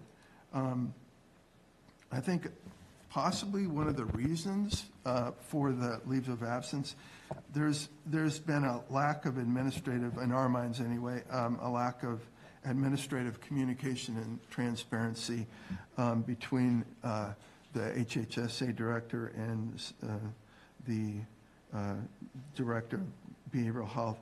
And I think particularly on fiscal and budgeting issues. And we sort of saw that in regard to not getting some of our needs met in regard to, as a board, we want to know what's going on enough to really make some good decisions and input on how the agency's functioning.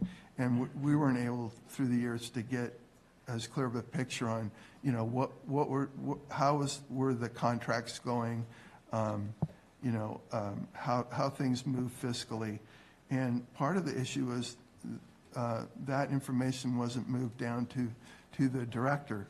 And so in our minds, that gets in the way of her ability to, make decisions for the agency, knowing the funding. And so we would hope that there's a remedy that way. For example, at some point, the fiscal division, at least some of it, was with behavioral health, and there was a lot more coordination when that model was happening. There was a lot more coordination between behavioral health staff, and particularly the director, and fiscal staff. So there was it was easier to make decisions clinically, and the staff knew a lot more of what was going on. It might be something to consider going back to that. And another recommendation was basically there's this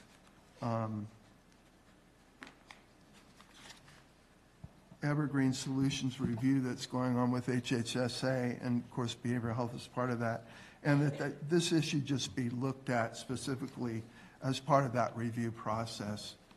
The other big issues, one is just this ongoing issue with just a shortage of clinical therapists. And we have talked about this for the last few years that I've given the annual reports. And it's basically the same reasons, that have been exacerbated by the pandemic. There's less people in the field. There's behavioral health is a very difficult position, and it's a lot of people decide they'd rather move into private practice, they'd rather go to a private nonprofit agency, they'd rather get more money in an urban area. There's all these reasons, but I think the most important thing is what can Calaveras County do about that, and our hope is that salary increases be looked at, incentives like occur with the sheriff's departments, and things like, some kind of additional funds for moving to a new area, that kind of stuff. And we support the agency continuing to look at telehealth services, even though there's a lot of work to be done with that. There's a lot of kinks to be worked out. And also to look at private nonprofit agencies. There's one of the great coordinations with the school is the wellness program at various schools, and that's done through behavioral health contracting with Sierra Child and Family Services, a private nonprofit agency, and we've worked with them, or the agency's worked with them a lot over the last 10 years maybe, and they've offered great services. And also, there's less private therapists in the community that are doing minimal Medi-Cal services. There's been a loss in that, and that needs to be looked at. And also along with that, and maybe just as important or more important, is there's a shortage of mid-management supervision clinicians, supervising clinicians who play a big role in regard to supervising, particularly unlicensed clinicians, but they offer the day-to-day supervision. And for a long time, there were two in addition to the director, and now there's none. And so that's a real limit, and I think it puts the agency at risk for not having enough licensed supervision, and it puts a great burden on the director, who has to, be available. I mean, she's going to be available for a lot of crisis situations anyway, but the day-to-day other, less serious issues that might come up, and when she has to deal with that, it takes her away from all the other things. So I think that's our recommendations on that mainly, and it'd be the same things, reaching out to, basically doing whatever it takes to get people, maybe doing part-time, maybe doing even a certain amount of phone supervision, although that's not ideal because it's not on site. So that's our recommendations at this point, and I thank you for letting us do that. I think I'll take questions on that before we move on, if you have any. Does the board have any questions?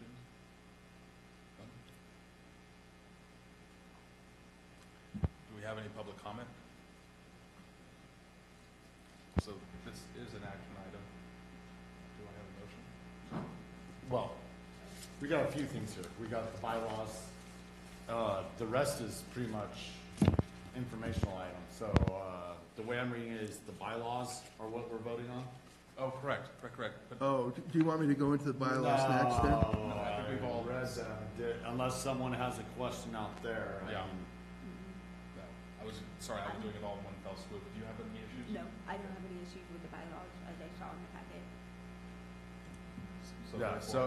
So I mean, if we're fine with the bylaws, I'll make a motion to approve the bylaws. I'll second the motion. Thank you. All in favor? Aye. 5-0. Thank you. Thank you for your report. Thank you very much, Ms. McCoy. Okay, Appreciate in it. closing, I also just wanted to take the moment to thank Supervisor Gary for all your work with us over the last 3 years, and really appreciate that. And also wanted to thank Supervisor Ben for your involvement at least one time this year and your help. Appreciate that, and want to welcome you, Supervisor Martin, to our Look forward to working board. with you. Thank you. Thank you. Thank you, Mark.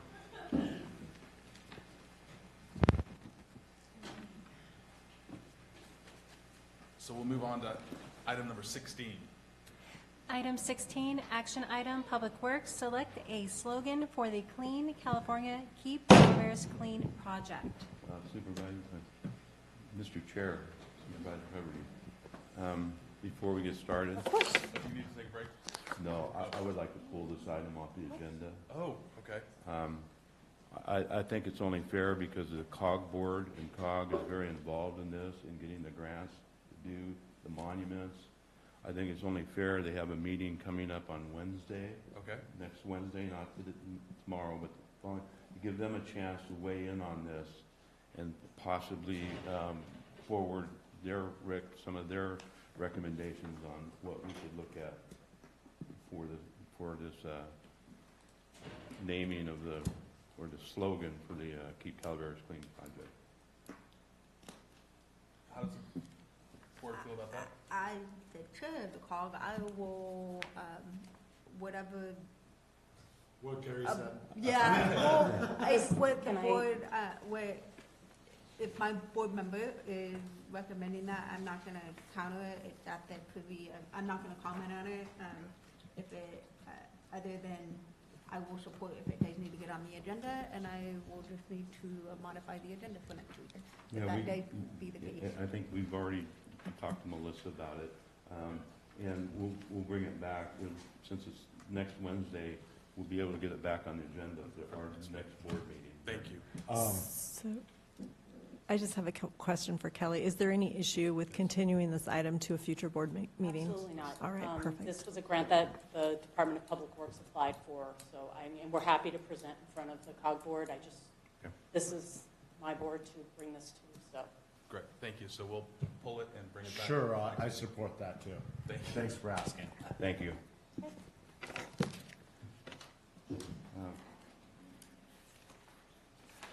I'm sorry, just for clarification, we'll be tabling this to the Next- February 11th. Yeah, I think meeting. technically, We need a we should motion. have a motion to continue it. Right. Okay.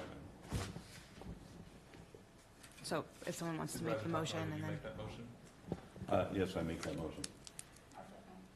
All in favor? Aye. 5-0. Thank you, Kelly. We'll move on to item number 17.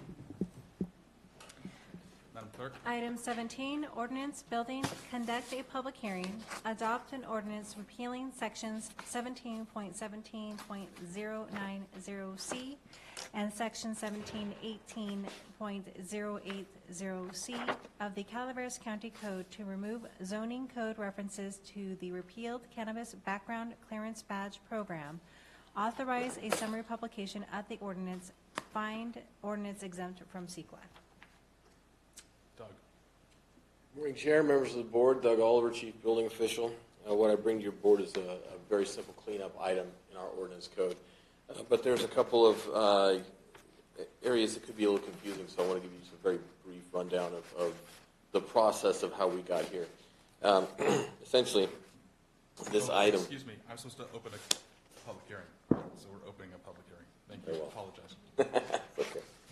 So this item ran concurrently with the previous item your board voted on to repeal the cannabis background clearance badges.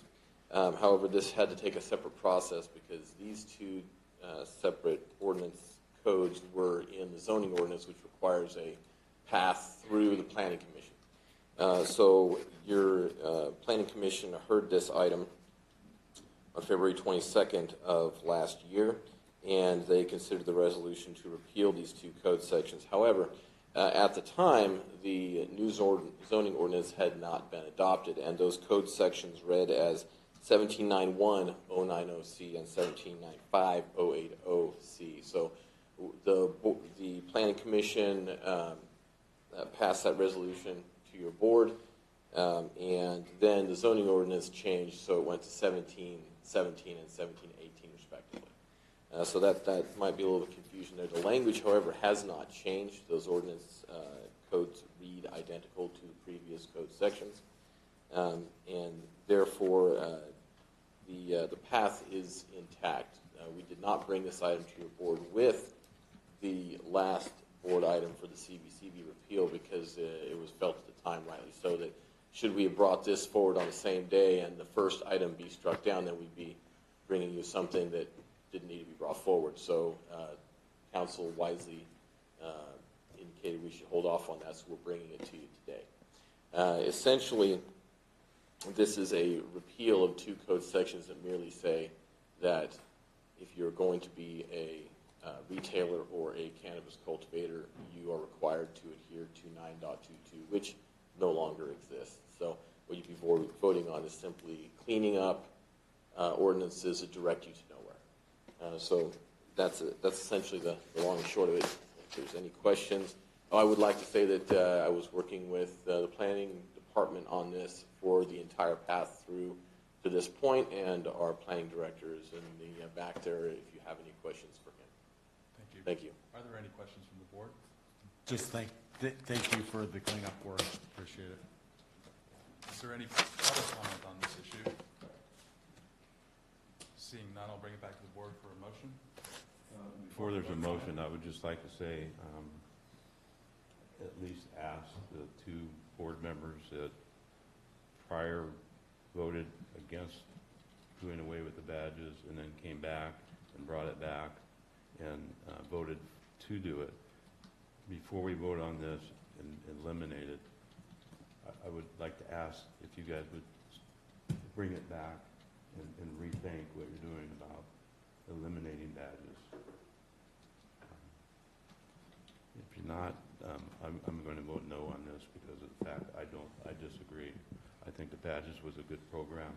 I thought it made it safe for everybody with the community, with some of these farms that are close by homes. So. Thank you, Supervisor. I, for one, will stick with my vote, and I appreciate your concern, and thank you for bringing it up, but I will stick by my vote. Does anybody else have anything to say? I'll make a motion. I apologize for interrupting. You may have said, did you close the public I hearing? have to close closing public hearing. Thank you. I'll make a motion supporting the cleanup and removal of this in all ordinances as he stated, because I don't know if I can repeat it the proper way.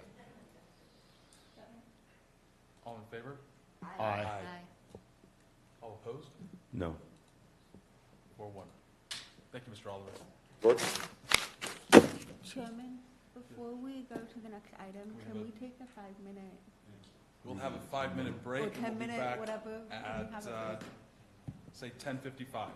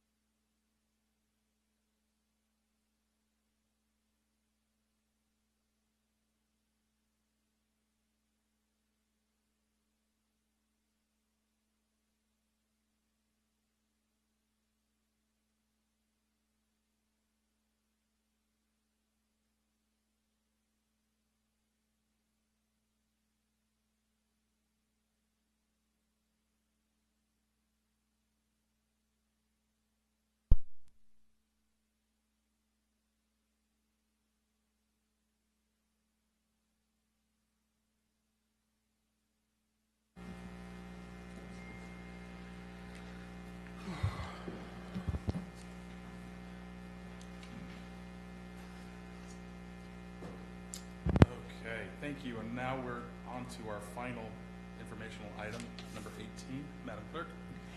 Item 18, informational item, planning, provide staff with policy direction for development of the short-term vacation rental ordinance. Thank you. Turn it over to Peter and Brett. Good morning, thank you. Peter Maurer, Special Projects Administrator for a few more weeks. So when I came on as the interim director in April, one of the assignments that I got was to prepare a short-term vacation rental ordinance. I believe it was something that former Director Elliott was working on. I inherited that, working with the building department, fire chiefs, county council. We created a draft ordinance and put it out for public comment and review together with a draft environmental document. We got comments, lots of comments.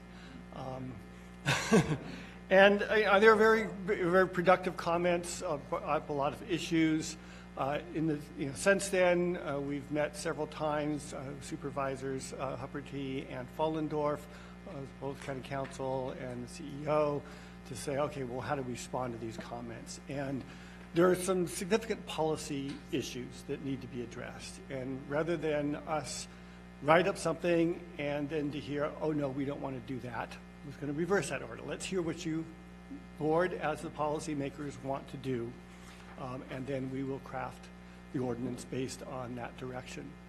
This is similar to what we've done previously on different controversial topics. I remember having a long workshop similar to this with the cannabis ordinance several years ago. So been there and done that, and so this will be a good opportunity to get feedback from the board so that when we come back with the draft ordinance, it'll be at least in the general direction of what you want us to prepare, as well. There's likely to be tweaks and changes that will need to be made through the process, but we want to have the general direction given to us today.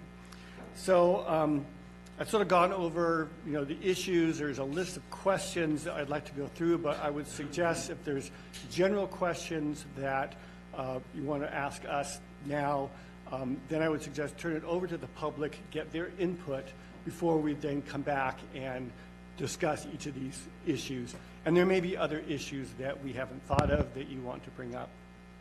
Give us direction on that. So do you have any questions of us at this point? Would the board like to jump in? I think listening and hearing what they have to say first, and then I can throw my crowbar inside the spokes after that. Okay. Yeah, Brett, you think I should wait then as well? I think that's a good idea to hear from the public. Yeah. Thank you. Sorry, so we'll go to public comment. Could I just make a general public comment?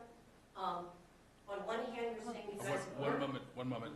If you could come up to the podium first. Thank you. Thanks, Kelly. Thank you. Janet Romanowski with Murphy's Vacation Homes. A general comment is, if you guys have kind of talked about questions and have things out here, I think most of us are working off kind of the draft ordinance from before, and I don't know what you've come up with to say, oh, you're right, that makes no sense. So it's a little hard for us to put in comments on something that we're going to find out later you guys have already decided it made no sense. So my suggestion would be to kind of go the opposite way. I mean, that makes more sense to me, to know what you guys have already changed or decided against, because it sounds like you've got some comments there. I think we should go ahead and get the rest of the public comment, and then we'll bring it back to the board, and then if we need to, we'll go back to the public. Okay, my name's Kelly Steller. I'm with Cedar Creek Realty. I own offices in Arnold and in Murphy's. I've been in the vacation rental business for 25 years right here in Calaveras County, specifically up in Arnold.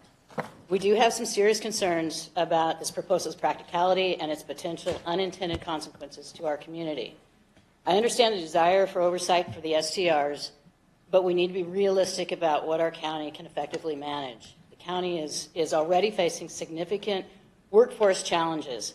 Adding a complex permitting process would place an unreasonable burden on an already stretched staff. The sheer volume of STRs in our county would make timely permit processing nearly impossible.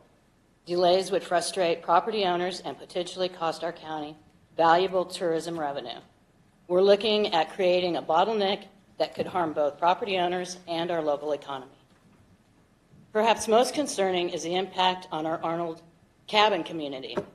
Many of those cabins, while perfectly safe and having hosted visitors for years, might not meet the strict technical requirements of the proposed permit system, simply due to their age and original construction date. This creates an untenable situation where responsible property owners might be forced to either stop renting entirely or continue operating outside the system, which would dramatically affect the TOT revenue. The county stands to lose significant TOT revenue, funds that are relied for essential services. Let me emphasize the broader economic stakes we're dealing with. Our community's lifeblood is tourism. It's not just a part of our economy, it is our economy. Many of our residents have built their livelihoods around the STR market, from property management to cleaning services to maintenance work. If this permitting system forces STR owners to close their doors, the ripple effects would be devastating. Our local businesses, restaurants, shops, service providers, all depend heavily on the steady stream of visitors that STRs bring to our area. Bear Valley Ski Resort, a cornerstone of our tourist economy, relies on having adequate lodging options for its guests. If we reduce our STR inventory through overly restrictive permitting, we're not just affecting individual property owners, we are threatening the very foundation of our local economy. There are several specific aspects of STR management that have been raised: guest limits, noise concerns, and local contact requirements. The county has already acknowledged that occupancy numbers haven't been a significant issue in our community. The current self-reporting maximum through our online TOT registration system has proven adequate. There's no need to complicate a system that is working. Now I'm going to turn this over to Jesse. He will address noise and whatnot. Thank you, Jesse. Good morning, Board. Jesse Gibbs. I own Century 21 CR Properties, which also has offices in Arnold, Murphys, and Angels Camp. So some of the other concerns we've had regarding noise and neighborhood disturbances. While we appreciate the intent behind implementing fines for repeat offenders, we need to consider the practical challenges of enforcement. Monitoring and documenting these complaints would require additional resources our county just doesn't have. Instead of creating an unwieldy enforcement system, we should focus on strengthening our existing ordinances that apply equally to all properties, whether they are rentals or not. As for the requirement for local contact person, we agree that having someone within the county who can quickly address issues makes sense. However, the proposed method of mandatory neighbor notification is problematic. Forcing owners to distribute contact information to all neighboring properties could create an unnecessary tension and potentially lead to harassment situations. We should trust property owners to manage their relationships with their neighbors as they see fit. Many responsible owners already share their contact information with neighbors they trust. This organic approach maintains community harmony better than any mandatory system could. Adding the local contact information to the online registration process should suffice for this. Another concern, and one that we just want to make sure is addressed because there's critical misconception about housing availability. Some have suggested that short-term rentals or restricting short-term rentals would somehow increase our full-time rental housing stock. This fundamentally misunderstands the nature of our mountain community real estate market. The reality is that most properties in our upper Highway 4 area are second homes, significant investments that their owners have specifically chosen for occasional personal use and short-term rentals. These aren't properties that would naturally convert to long-term rentals. The economics simply don't work. Mortgages, and we know how fire insurance has gone up, payments on these high-value properties far exceed what our market could support for a long-term rental. In regards to zoning, many of our residential areas, especially up in Arnold, already are self-regulated through HOA policies. Numerous associations have already made their own determinations about short-term rentals, either restricting or prohibiting them entirely. This demonstrates that our community already has effective mechanisms in place for managing rental activities at the neighborhood level. We should continue to respect the authority of HOAs to make these decisions for their specific communities rather than imposing one-size-fits-all for a county. And last, go ahead, Jamie.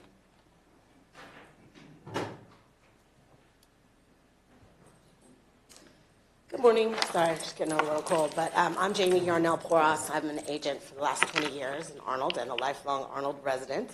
And I just kind of wanted to wrap up with a couple of last thoughts here. I think it's important that we look at the historical perspective. Short-term rentals have been a fundamental part of our community for over half a century. While we experienced an unprecedented surge during the COVID years, as did many vacation destinations, our rental market has naturally regulated itself back to normal seasonal patterns with minimal community impact. The reality is simple. Our current registration system with the TOT board works. It provides the necessary oversight while maintaining the flexibility our community needs. We don't need to fix what isn't broken. We need to preserve what is working. Our community has successfully managed vacation rentals for over 50 years. Let's not dismantle decades of successful community practice with unnecessary regulation. The simple, proven solution is right in front of us. Maintain our current registration systems, preserve our community's character, and continue the traditions that have served us well for generations. Thank you very much. Thank you, Jamie.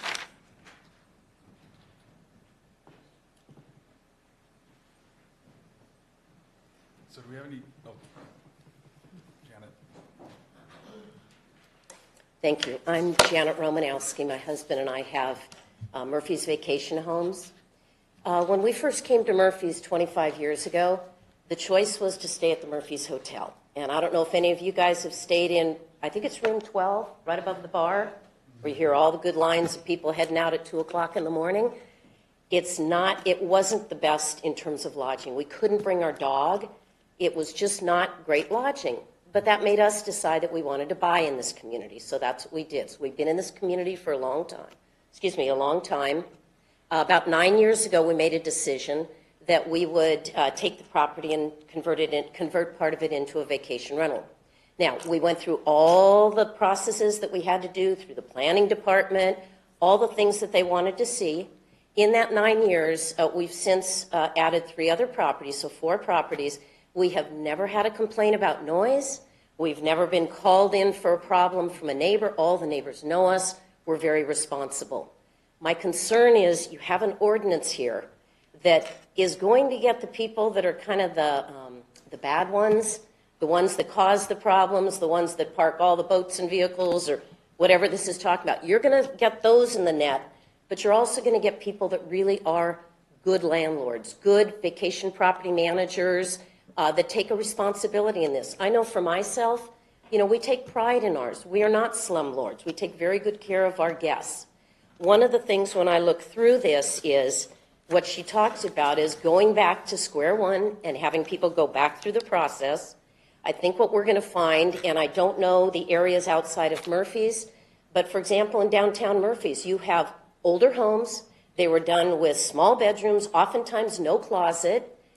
You also have parking issues. You have very small lots, some that don't have any parking. So we've all kind of made do, and you park as best you can. I will tell you, we have parking for our guests, so that's not an issue. I'm not up here to try to say we shouldn't do that. But I'll take a look at something you said on the original draft was, on one hand, you say there will only be 1 vehicle per bedroom, and then you talk about a capacity. So for example, if you say it's a 4-bedroom and you're going to park 4 vehicles, then when I have my book group that comes back every year, it's 4 women. They don't mind sleeping in the same bed. They're not on couches. They all want to drive separate cars. They're coming from different parts of the state. But you're telling us here we can only have 4 vehicles and there's a parking capacity. That's going to be a problem. And I think also just the whole thing about saying that people have to park off street. Drive in downtown Murphy's and look at some of the rentals. There's no way they can comply. And when you look at that, so what we're going to do is we're going to lose rentals.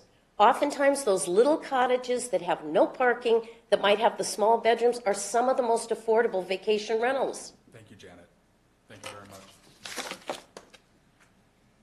I'll bring it back to the board, and I'd like to jump in first and say that the majority of short-term rentals are in my district.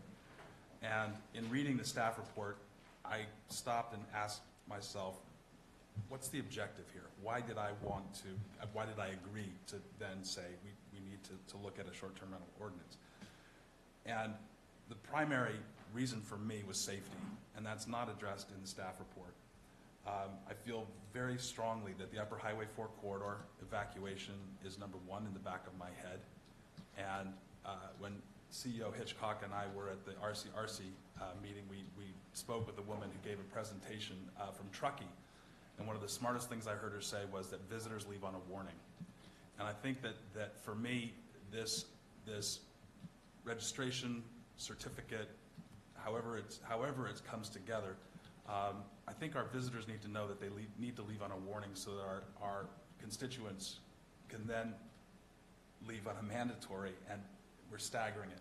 I also think it's very important that we know that each and every, and these are all the good actors in the room. I mean, all of the evacuation information, the smoke detectors, fire extinguishers, I do think that there should be a self-registration process where all of that is signed off by the landlord. I do believe that with STRs, with Airbnb, the best policemen out there are the guests, because they report directly on Airbnb how their stay was, what was good, what was bad. I do think that there are those things like garbage collection and making sure that people do park responsibly and not in the middle of the road, and if their driveway isn't plowed, that is an issue. But we have locals that do it, and we also have second homeowners that do that as well. I go back to that phrase, if it ain't broke, don't fix it, and that's where I think Jamie was saying that as well. I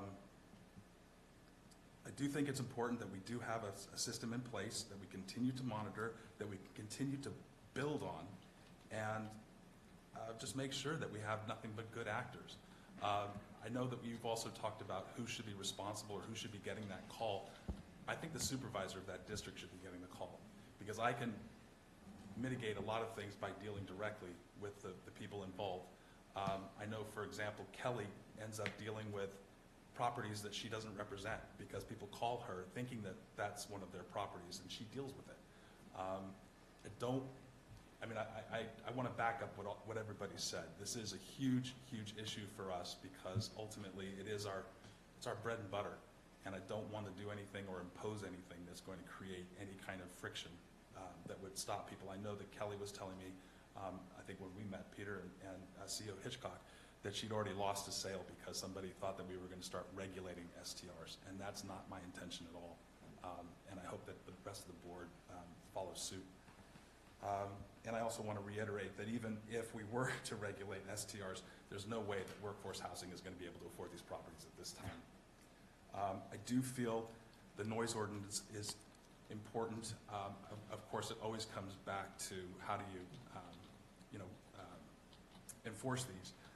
But I do think that they're a fine for people, and I do think that we need to look after our locals. We do have a lot of locals that have their own STRs, and I think of all the locals that I know that run their own STRs or run them through a company, I've never heard anything. It's all the owners that live out of the county that aren't answering their phone at 2 o'clock in the morning when their guests are making noise. So again, I guess I'd like to make this as simple as possible, but for my taste, I just want to make sure that everybody has the right evacuation information, and that the properties have the right smoke detectors, fire extinguishers, parking, and garbage collection. And for the most part, with these companies, they make sure that that happens. It's just to put it in writing so that the bad actors we can take action against. That's my 2 cents. If I may, sir. Yeah, please. Thank you, Chair. I agree when it comes to workforce housing and stuff. Just, homes that are selling for $800,000 up that corridor are going to be, mortgages $4,000 to $5,000 a month, if not more, with the FAIR plan included. So that's just not viable for someone that's in that area, with the majority of being on the Highway 4 corridor. And I will add that with the other industry I work in, when it comes to grants and stuff, with people that actually live there, the median household income is lower than in my district. So we're able to get grants for infrastructure up there, but not down in Rancho Calaveras per se, which really surprised me, if you look at the two areas. That said, we don't, you know, with more hotels coming in,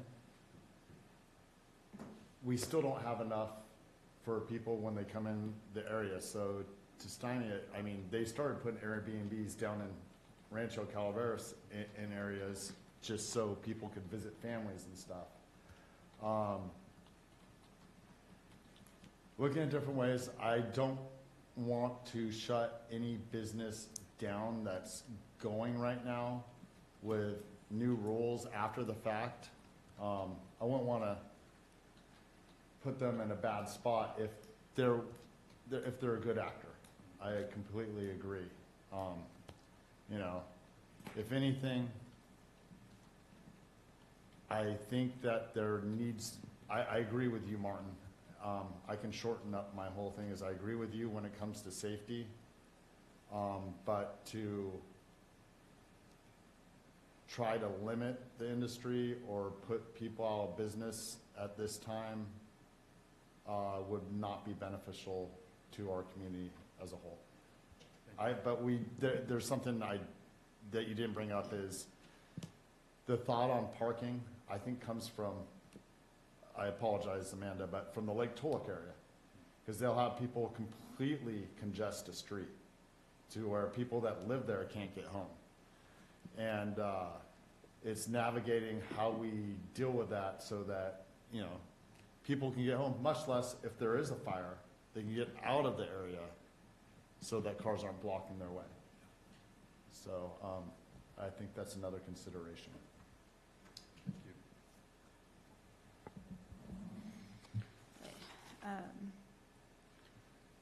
I'm the only district currently that actually has a permitting process. I guess for me, I have been happy with the way that county staff and the realtors and the homeowners in Copper have utilized dealing with the issues and the problem. I will disagree.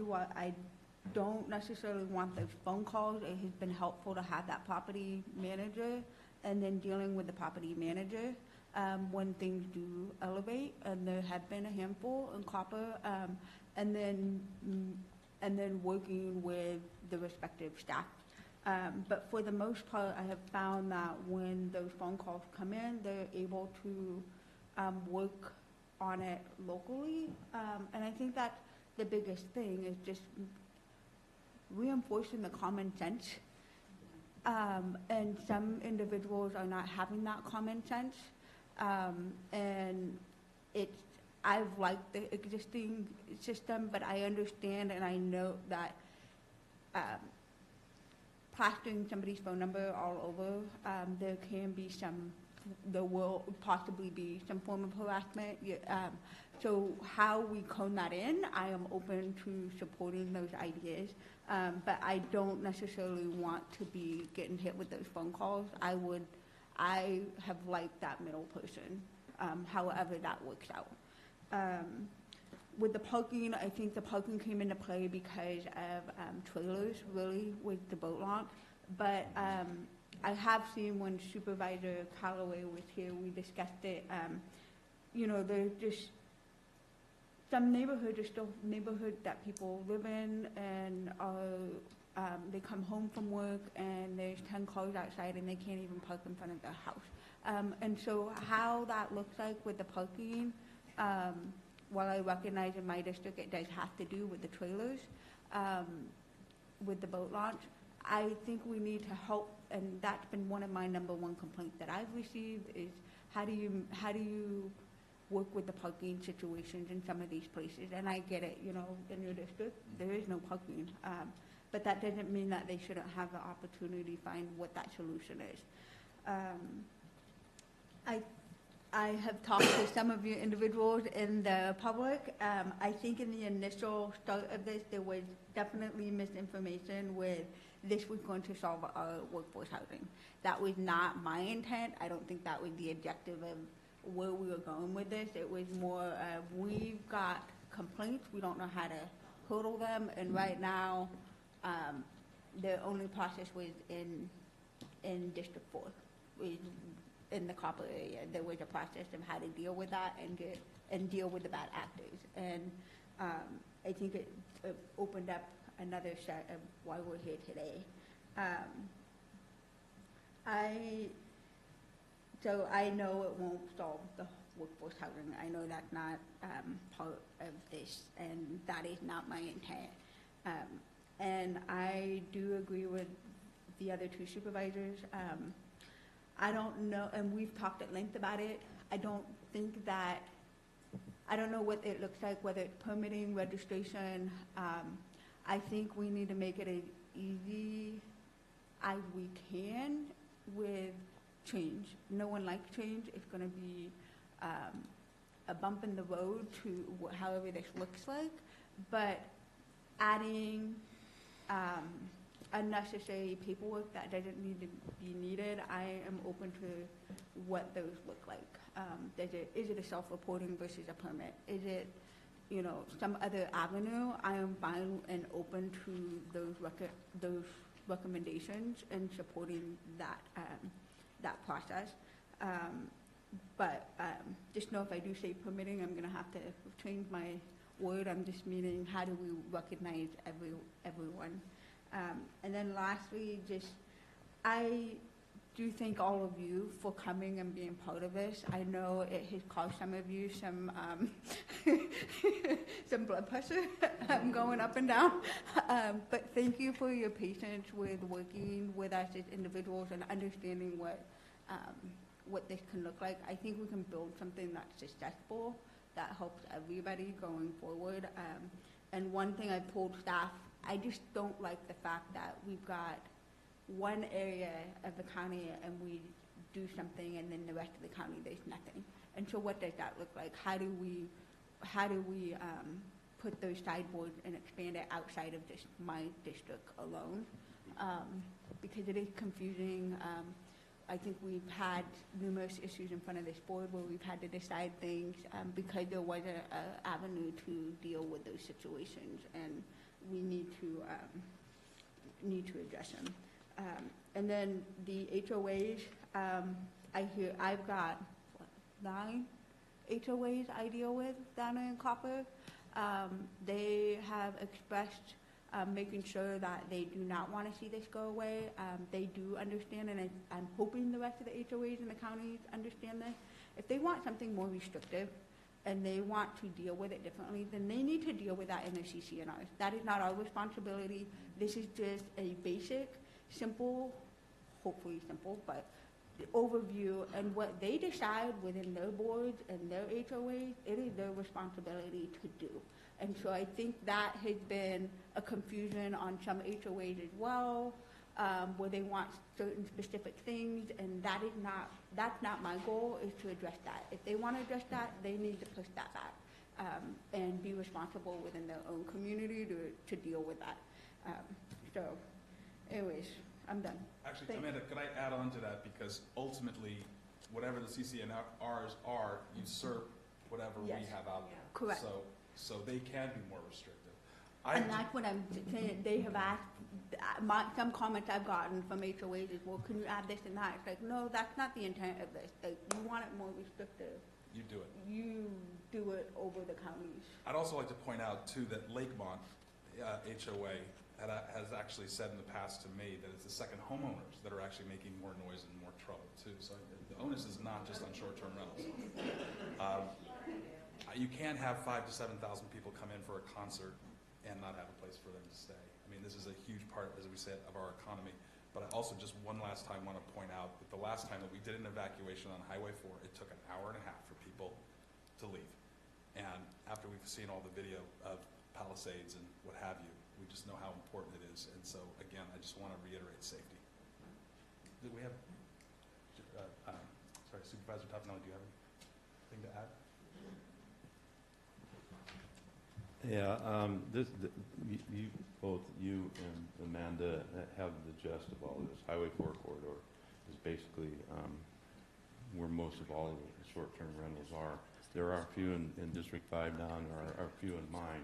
But I don't get any complaints. I haven't had any complaints really on any short-term rentals, and any loud noises or too many people there or anything like that. But I think it's gonna be difficult to craft something, giving all this information, just because of the differences in the areas. With Lake Tulloch area, and it's close to the valley where people come up, and being on the board the length of time that I have, I think most of the complaints that we've heard and people have come in public comments or whatever has come from the Lake Tulloch area. Not so whole much from the Arnold area and up that way. There have been some, and most of those were the driveways going up to some of the areas in Arnold where the homes are, and short-term rental people were using the wrong driveways or blocking the driveways or whatever because they go up and they're not supposed to. But that's an issue I don't think we can solve here with an ordinance. But I think it's going to be very difficult, but I think it can be done. I think we can do what we can. There needs to be something in place in case we do have explosions that come up that we can fall back on. I'm with Amanda, the phone calls. I'm open to everybody. It could call me in my district, whatever, but I think there should be a route that it needs to go before it comes to the board or comes to the supervisor. Much like a lot of other things, the general public goes through the areas, and when they don't get satisfaction to them, then they contact the supervisor. Just to add to that real quick, because I agree with you both. My immediate thought, Martin, was something to the sense of, it's like when we get certain code compliance issues in it, it's forwarded to us as a supervisor email, and then, at that point, it's up to the supervisor whether they're going to talk to anybody or not. Thank you. Supervisor Randall. So in District 2, it looks a little different, and I don't necessarily see this as a one-size-fits-all. I think that what works for Arnold and Murphy's, where most of our tourism is, and Lake Tulloch, needs to be looked at differently than, say, Railroad Flat or West Point. We don't have a lot of tourism up there. We do have some STVRs. I know of one that's working great. It's the owners live on the same property. They regulate it themselves. It looks wonderful. To that effect, I was curious as why we're saying no ADUs. To me, that seems like almost a perfect opportunity in rural areas such as District 2, because you have the owners there to manage their own rental. Evacuation issues is also a very big deal up there. I visited a community just a couple weeks ago that's one way in, one way out of a very, windy dirt road, and they have a new rental up there short term, and it's caused a lot of problems in that neighborhood. So I think that we need to look at this on a community basis. And, I've gotten a ton of calls and emails with people on both sides. There's some that are doing it great. I'd like to reach out to some of the realtors in my district and see about help such as you folks give in your areas. I think that could be a good outlet. And as a supervisor, I would be happy to also work with owners. I don't want to put more work on our county. I don't want owners to feel threatened by having to post their numbers, but I think there has to be something in place to kind of regulate this.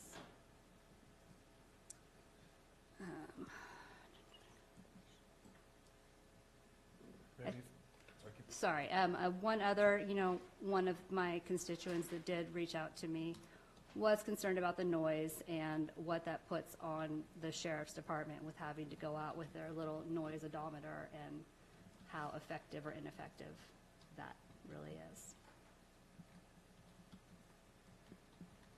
Because there is traction on the west side of the county. I've heard, we know of people that ski at Kirkwood and stay on the west side of the county, which is great. So we'll hand it, oh, sorry. Supervisor. Just a legal question for Sarah, because we've been through this before with other ordinances. How is it making it, it's generally a lot more work and not very simple to make a ordinance that's for the county that's different for different areas, it applies differently.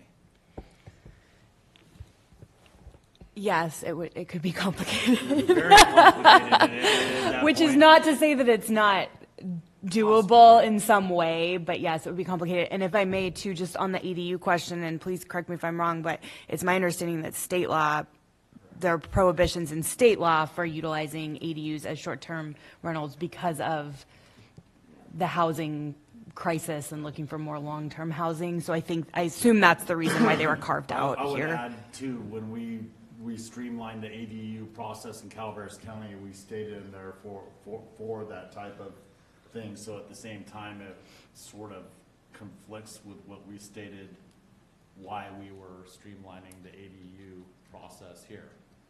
Yeah, I think Not that it's illegal or for our reasons. Right. I think our hands are tied to some extent, and that's the reason why that was That's drafted. correct. The state law prohibited, when we updated our ADU ordinance in 2017, we included that prohibition in it because it was required by the state. So we'll hand it back to you. Okay, well, that's some good general direction. I sort of get a sense of where you want to go with it. So I guess the first, if you just turn to page 222 on your binder, there's a list of questions, some options.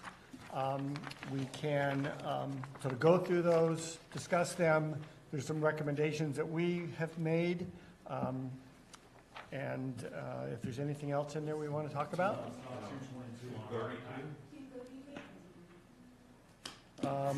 It says packet page.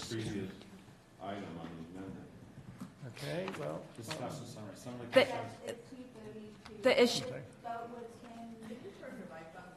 I think the issue is that there's two different, the board, if you're accessing through so it is in fact page 222 of the public packet. It's the first page of the staff report for this item. 232, okay. So the first question is, do we want a permit process or registration process? I think I've heard that answer pretty clearly. We don't want to go through a lengthy, permit process. I don't think the staff can handle it anyway. On second thought, after looking at the first draft, trying to process 700 permits, harken back to the urgency ordinance days of the cannabis ordinance, and don't need to go through that again. So we already have a registration process for the TOT tax. One of the things that we'll need to sort of figure out is, do we want to register it with the planning department, or do you want to have the registration continue through the treasurer tax collector? I don't think it really matters, and I think that it's something that probably the tax collector and the planning director can sort of work out without having, unless you as a body have a really strong feeling one way or the other about that. May I just make a suggestion, Peter? Regardless, they'll have to go to the tax collector because of the TOT taxes and everything. And with so many different businesses in the Calaveras County having to go all over the county and try to figure out what they're doing, let's try and keep it with one place. The tax collector, if that's okay by the tax collector, check with her. I think Lahua, this was brought up at the strategic planning yesterday, and she's willing to take that on. Excellent, excellent. So in that case, I think it's best to keep it one place and keep it simpler and streamlined as opposed to other processes in the county, like a business license.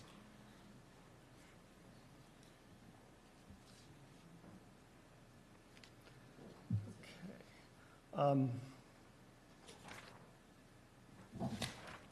page. So the second question I had then is, where would we want to allow the short-term rentals? All residential zones? Do we want to restrict it from ag zones or multifamily? I think that our recommendation would be that any zone that allows a single-family dwelling, that would be where you could do this. I do have a concern about conversion of apartments that is one of the few places we do have affordable housing, that those be converted to essentially a motel type of unit. I think there's also some building code issues that we need to address on that. So our recommendation would be that single-family homes, these can be used for vacation rentals, but not multifamily dwellings.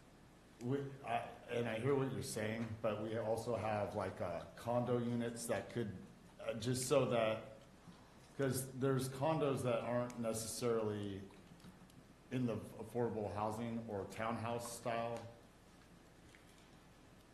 in certain instances, that I just want to be open to other buildings that could be viewed as a multi-resident and not restrict those. Mr. Oliver, I saw him stand up. Doug Oliver, Chief Building Official. The building code has a significant distinction between a single-family dwelling and a hotel. And multifamily housing and converting that into a hotel is a significant leap as well. And the defining factor is whether it's transient lodging. And with a single-family dwelling, typically, if you have permanent lodging, you have one family, you have one level of hazard. If you go to transient lodging, then you have one home that can house people transiently. So that's the public, but in maybe one family increments. As soon as you move a condominium with 4 or more dwelling units into the realm of transient lodging, now you have a lot of the public rotating through a building, and the level of potential hazard goes up dramatically. We have to classify any structure based on what it most closely resembles in the code. So when you make the leap from multifamily, as soon as you make it transient lodging, we have to classify it as a hotel, whereas with a house, it's a gray area. When you make it transient lodging, it's only one family. One of them's rotating, one of them's not. There's layers of code that we would have to sift out, which is why so many jurisdictions have made their own rules and said, this is the gray area, so here's where it's safe and here's where it's not. So I would be very cautious about entertaining any multifamily housing becoming transient lodging for any reason. Could I ask you, how do B&Bs fit into this whole equation? There's specific language in a bed for bed and breakfast in the residential code, and you're limited to the amount of units that can, or amount of sleeping units within that building, and the owner has to live there. Yeah. So there's a certain level of direct supervision and management, which reduces that risk. So that there's clear direction in the building code for that. Got it. My 2 pennies. I completely hear what you're saying, and it makes sense. But in an instance of a townhouse where it's 2 units, or certain condos, now, condominium areas, generally, there's a lot of units, but a condo can be a lot like a townhouse in the sense of how it's arranged. And you could have 4 condos in an area owned by 4 different people. And many times they're used as such. So I agree when it gets over a certain number in an area, definitely. But when it's like up to 4 units in an area, and it's not necessarily an apartment building or apartments, because there's some small apartments that are 4 units. I just have a hard time restricting those, because some of those are built in areas, not necessarily a lot in Calaveras, but there's certain areas where the intention is for turnover. So, also we got, transient. And so that's where I'm having a hard time restricting it.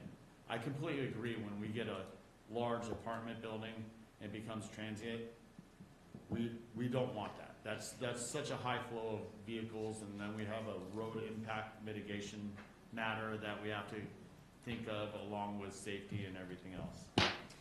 I'm just recommending caution and Yeah. a lot more discussion and definitely bringing in our local fire chiefs into this because multiple occupancies, all switching, or the potential to have transient and permanent in the same building, it raises questions that we really need to explore. I agree. At volume, I agree 100%, Mr. Oliver. Thank you. Thank you, Doug. Any other questions? Sorry. Took that off, but it is a thing. It is. And we definitely have multiple units, townhomes in our district, in my district. Yeah. Thank you. So is there a consensus or direction from the board on how you want us to handle zoning and where short-term rentals would be allowed or prohibited? I don't see prohibitive. I mean, like you brought up ag, and that would defeat the purpose of ag tourism. So, so, I mean, come up with some ideas on the multi-units so we can look at them later. From my perspective, I'm not sure what other supervisors have in mind. No, I'd be interested to look at the I'm ag as fairly well. open on zoning when it comes to it. I can't think of anything right offhand other than, government public land probably shouldn't be used for Airbnb. It's the only one I'm suggesting no. We could bring in an extra income here. I would just ask that we are specific with our ag uses as far as around ag tourism, opposed to just a random, STVR on a big piece of land. Just kind of watch that and be specific on how we write it in.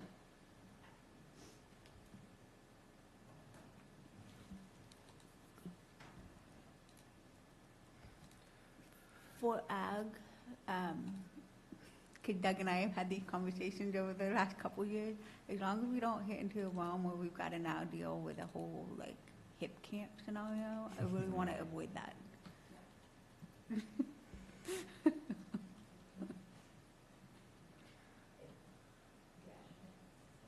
But I'm open to, with, like Ben said, we've got ag tourism, we're trying to promote that, so I'm fine with it. All right, thank you. So the next question we have then is, just going down my list, is should there be a number or a limit on the number of guests? That's a tricky one, particularly as we will be moving more towards a registration process. We have no intention of inspecting and seeing how many guests are out there. So it's, it's going to be dependent on the unique characteristics of the site. Do they have enough parking to accommodate 8 vehicles? Is there enough bedroom space? And if someone wants to put in a loft full of bunk beds, I guess that's up to the owner. But as long as the occupancy doesn't create a safety hazard, either by not enough exiting from the building or egress from the site or parking that's blocking a road, I don't personally see how the number of people there really makes a difference to the county, except for sort of the spillover effect of more people, more noise, more people, more vehicles, those kinds of things. Peter, can I ask you, because we share friendship with a couple that live next door to a house that was built that accommodates 14 people. To me, that's a small hotel. How do you limit the number of people?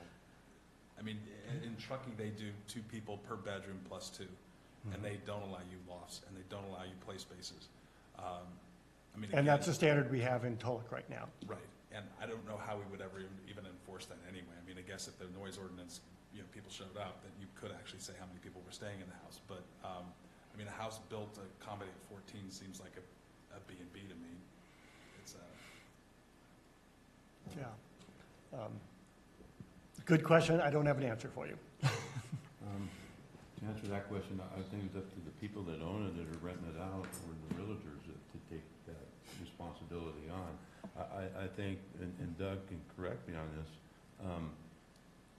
this is open to the public. Once it's open to the public, there's laws, state laws, and other restrictions on the number of people that are allowed and the size of a room or size of a home, because it is public now. It's just not your family and family members coming to visit or whatever. So it's up to us to protect the public on some of these things. Doug, you correct me if I'm wrong. No, you're correct, sir. That's why I said that, moving from permanent to transient lodging raises a lot of gray area issues, and one of them is occupancy of not just the occupancy category of the building, but the number of people that can be in each space based on its use. Correct. The amount of people we expect to be in a kitchen per square foot versus a bedroom is different. In commercial, we have to look at, is this going to be for dining, assembly, actually workshop? They all have different number of people per square foot, and so it can, but to be fair, when you apply the design of a residence, there isn't a lot of people you can fit. I think it's like 100 square foot per person or something. You're not going to get a huge occupancy out of a home, but on the other side, if I'm not mistaken, somewhere about 23, 24 years ago, there was a court case, and I want to pique the interest of at least one attorney in the room, where there was a code compliance case where they had a huge family in this building, and the code compliance officer was enforcing the occupancy limits, and it went to court, and the judge determined you can't tell a person how many people they can have in their family. Okay. Once again, the gray area, though, we're going from a residence where it's permanent to transient. So if we're going to blend this into the code, we need to come up with something that fits in that gray area, because this short-term vacation rental scenario is not a clear answer on either side. I mean, the most restrictive you could go is say as soon as it's transient, it's a hotel. And to your point, that would be pretty restrictive. I'd maybe jump in and possibly recommend, since we've decided to pursue the registration process and not the permitting process, really getting a handle on occupancy and enforcing occupancy will be problematic, since we're going with more of an informal process and a streamlined process. So setting an exact cap when we don't have a permit process, or we're not intending to do a site inspection prior to them operating, it might be problematic enforcing it, since we've gone with a lesser permitting process. I have a question. I don't know if you'll be able to answer, because you said something about site inspection, or if you'll be able to answer. So, Fire Marshal has been doing inspections. So how is then not going to play into this factor? Is that still going to be a requirement of the jurisdiction in charge? Are we going to worry about that? Because that would be the only reason I would even, and I agree, I don't know how you're going to enforce it unless somebody calls in and says that there's something going on. How does the jurisdiction in charge going to, do they come into play or not with that? I actually, can I jump in? I've had that conversation with Chief Johnson, and he's flat out said that there's no way possible for him to actually do this, especially with the number of short-term rentals in our area. There's just no way. And I just tying that to safety with fire, with, just closing that loop. Okay. I mean, I agree. I don't know how you're going to enforce it. My only concern would be if there was a violation, how are we going to deal? So say, You can answer that. we get that phone call and it's been repeat, but we don't have anything how do we navigate even the complaint So process? the laws in effect that currently are enforceable.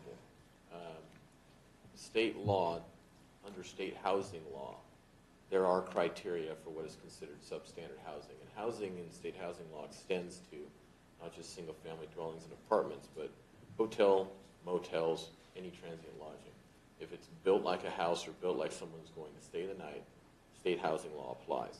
And the criteria, and hopefully to alleviate some of the concerns of the good actors in the room, the criteria is not modern anything. It is simply is what was built and how it is used consistent with a safe environment? So is the electrical safe? Is the plumbing safe? Is the structure safe?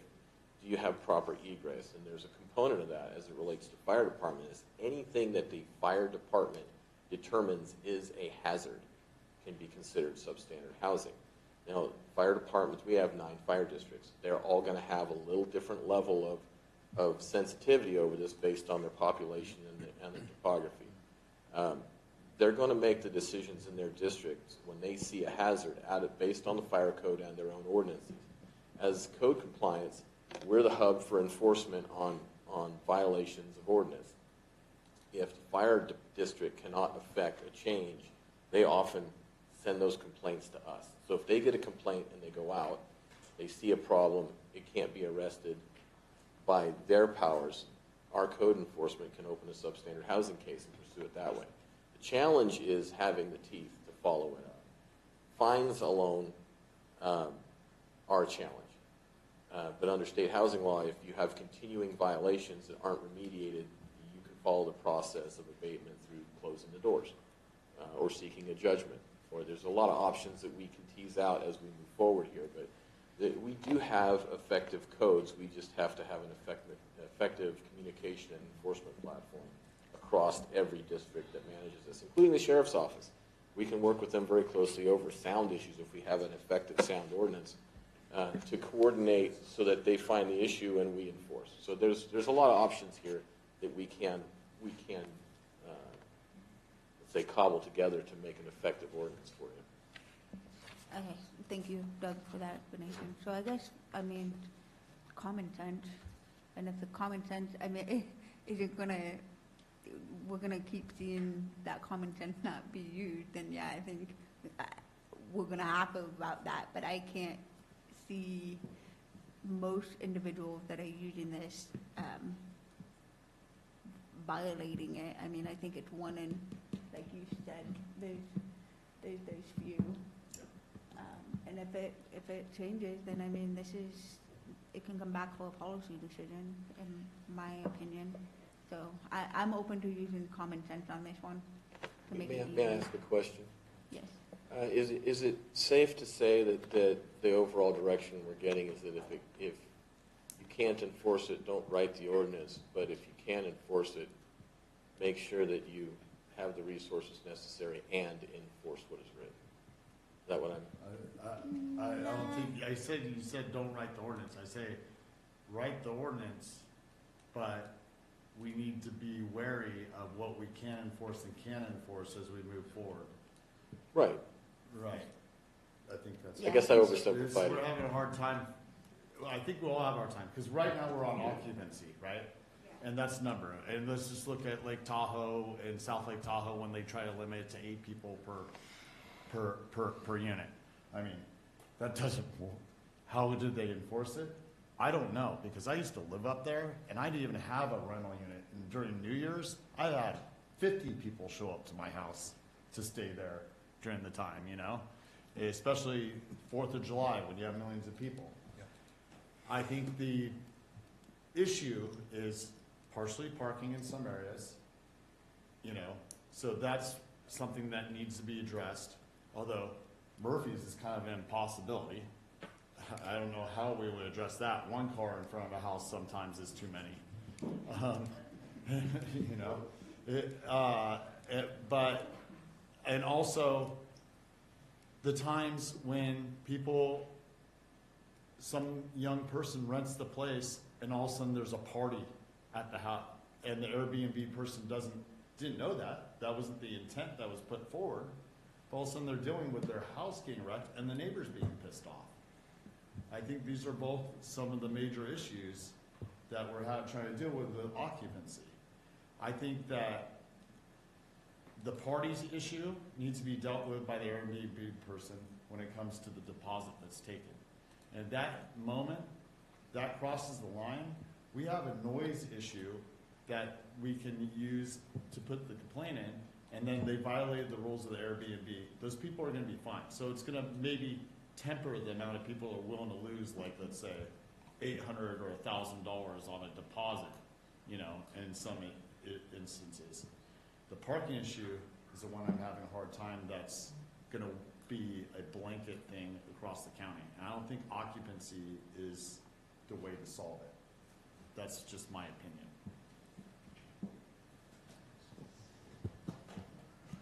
Mr. Chair? Yes. I have a question for Sarah, since this discussion is going down the path it's going. Currently in front of us, it says on the occupancy limits proposed, 2 persons per bedroom plus 2 additional with a maximum of up to 12 people. With that in the ordinance, whether if people follow it or not, whatever, does that not protect the county? If something happens, if somebody has 50 people and somebody gets hurt or fire starts and people, whatever, something in place protecting legally the county. I mean, it may to some extent, but if we're not enforcing, then maybe not. I mean, I think it's,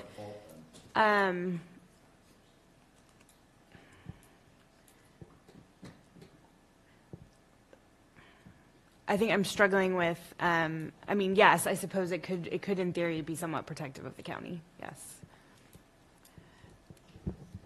Thank you. I mean, we can't enforce every law or every ordinance that we have. We do the best we can to enforce them, and most of the time is when we get complaints that we have to go out and enforce. And I think with this would be the same way.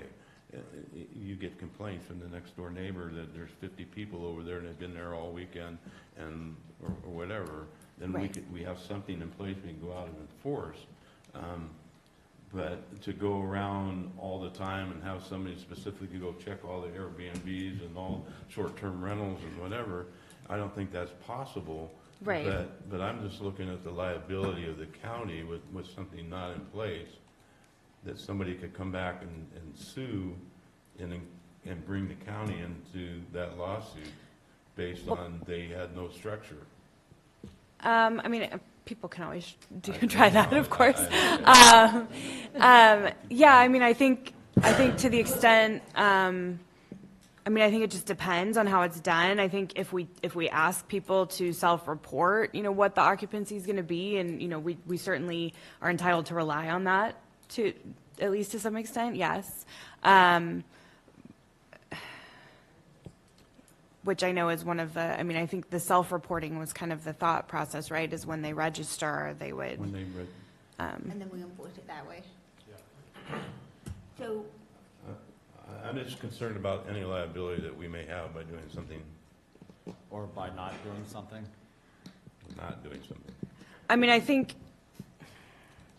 that if we're not actually affirmatively permitting, right? I mean, I think in my mind, there's sort of a distinction. If we're telling people we are going to issue you a permit, there's some expectation at that point that we are kind of doing our due diligence and checking things out. If we're just telling people, hey, if you engage in this, you have to register and pay TOT. I mean, I think that's a little bit different.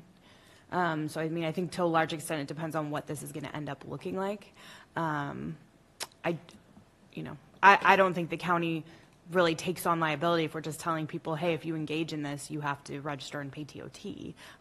But if we are doing something more robust than that, then yes, we would want to have something like that in there for sure. Thank you. Just one more point on the 12 that I would like to make. I've rented a place that is very large, and I had only family up there. Of course, we did party a little bit as a family, but that was very nice, and we had more than 12 people in the family up there for Christmas. You know, up in your area. You know, it was very nice, and 12 wouldn't have been enough for me to have all my family there. Ms. Galino. Hi, Kathy Galino again. Quick question. Is the direction going to be then to have a registration process and a business license process? Or was that clarified? Well, I think those are two separate, I mean, generally speaking, if you are operating a business in the county of Calaveras that meets the definition of a business, you have to get a business license. That's just existing local law. Right. Okay. And then I think what they're talking about now is whether to separately, right, for these particular types of establishment businesses, whatever you want to call them, whether they're going to be just registering versus, which is what they're already doing, right? Already registering with the treasurer tax collector. Right. Versus there being some sort of additional Okay. permitting Okay. process. I just wanted to be clear because I had a chance to speak with the tax collector. She can't be here today because she had an appointment, but, so that was one of the things she wanted to make sure that, you know, it's somehow distinguished very clearly. So, thanks. Thank you. Peter, I have one question about one other question about the occupancy.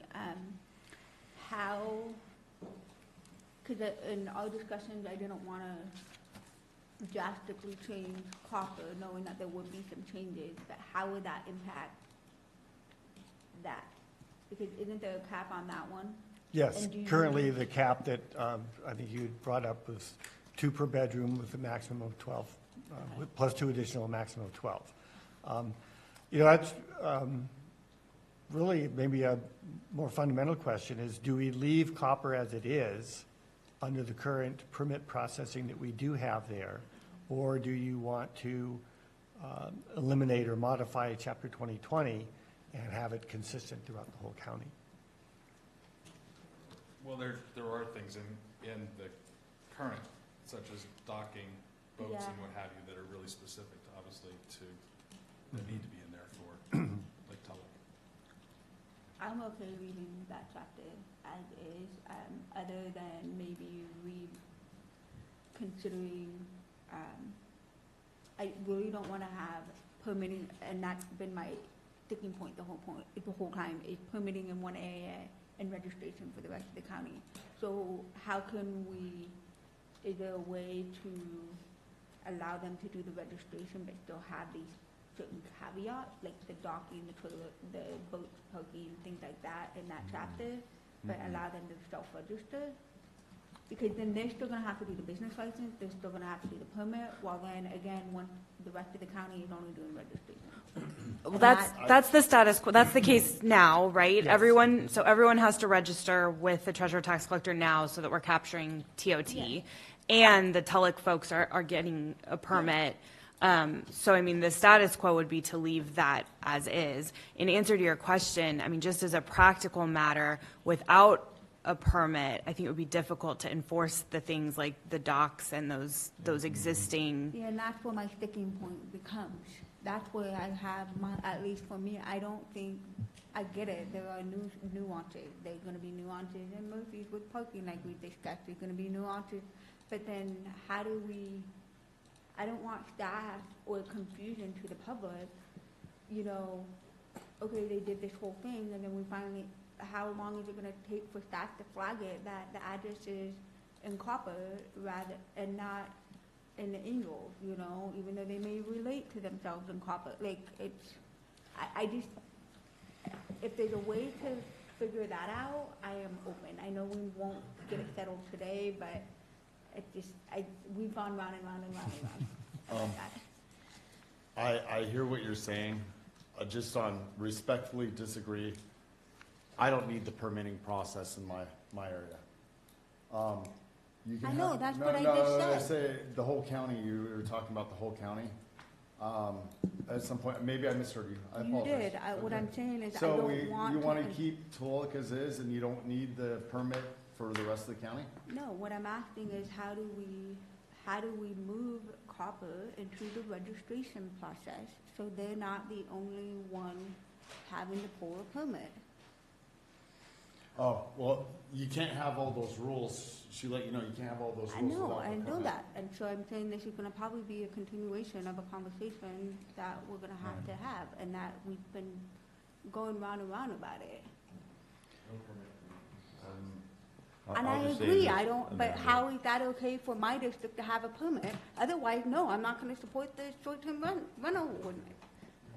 I mean, that's been the issue I've had the whole time, is I'm not gonna have, it's not equitable. there's issues in it, and it's not gonna make sense. Well, we could certainly modify Chapter 2020 to change it from a permit process to a registration process. There's some issues we'd have to look at as to how we can enforce, say, the occupancy rates that are, right now required in Chapter 2020. The other option is, as we originally proposed, is just to eliminate 2020 altogether. We could write rules that, if the property, fronts a body of water, these standards apply. So those would pretty much only apply in like Tulloch, but there could be some other place where there's a body of water that there's a dock or something. I can't think of any yet, but that. And so I would be open, and that's what I wanna, if there's a way to do that, I am open to it, but I don't wanna have, I don't wanna have two separate processes to register. And like I said earlier, register, permitting, whatever it is, I just want it to be the same as the rest of everybody else on this board. Otherwise, then it just, for me, it just defeats the process. Why do my constituents have to go through an extra layer of bureaucratic crap?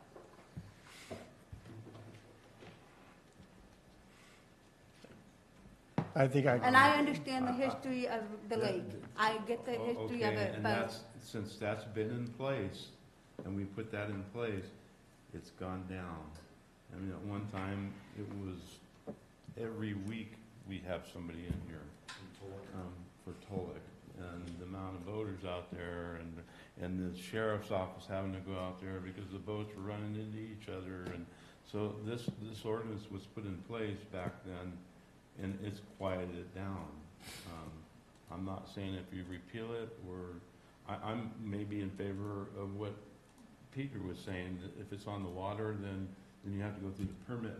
That way it doesn't focus on one area, your specific area, but that area was focused on for a purpose. Right. And it resolved the issue. We don't have that problem anymore of what we were having back then, 20 years ago. if that wants to do the double the work on the permitting process down there, then that's fine. But I think it's gonna be confusing. I already am dealing with it down there where they don't understand, why they have to do these things and the rest of the county doesn't. And so how do I answer to a constituent or to individuals with that? And I get it, it's in the ordinance, it's been in, I am very aware of what happened down there. I have grown up in that area. I am not naive to the situations that have happened down there. I know why that happened, but can we evolve it to make it not confusing? Because that's one of the biggest things I hear is I don't understand this, and it makes it convoluted a little bit. But Sometimes, and I hear what you're saying, and it is an extra step for that area. I do feel for safety needs and the amount of boats and everything that were down there. I know you understand, Amanda, that it is needed, and there isn't a clear path through just doing it one way with a registration to get the type of enforcement needed for that area. And every time I don't want to do an extra step of work, I say I don't understand also. So a lot of those people, they do understand why. They just don't want to, so they're giving you a call and asking you to make the change. And that's not always the case. Some are like, why is the rest of the county not have to do this? Well, it's because you bought it Lake Tulloch. That's why. That's what the answer is. And so I think that for enforcement reasons and to keep those safety measures in that area, we do need the dual. We have to have the registration for the tax collection purposes, and we have to have the ordinance for our best tool for enforcement in that scenario. That's my perspective. Thank you, Supervisor. Peter, how many questions do you have left? 3. 3? Okay. Is everybody all right to continue to finish the 3 questions? Okay.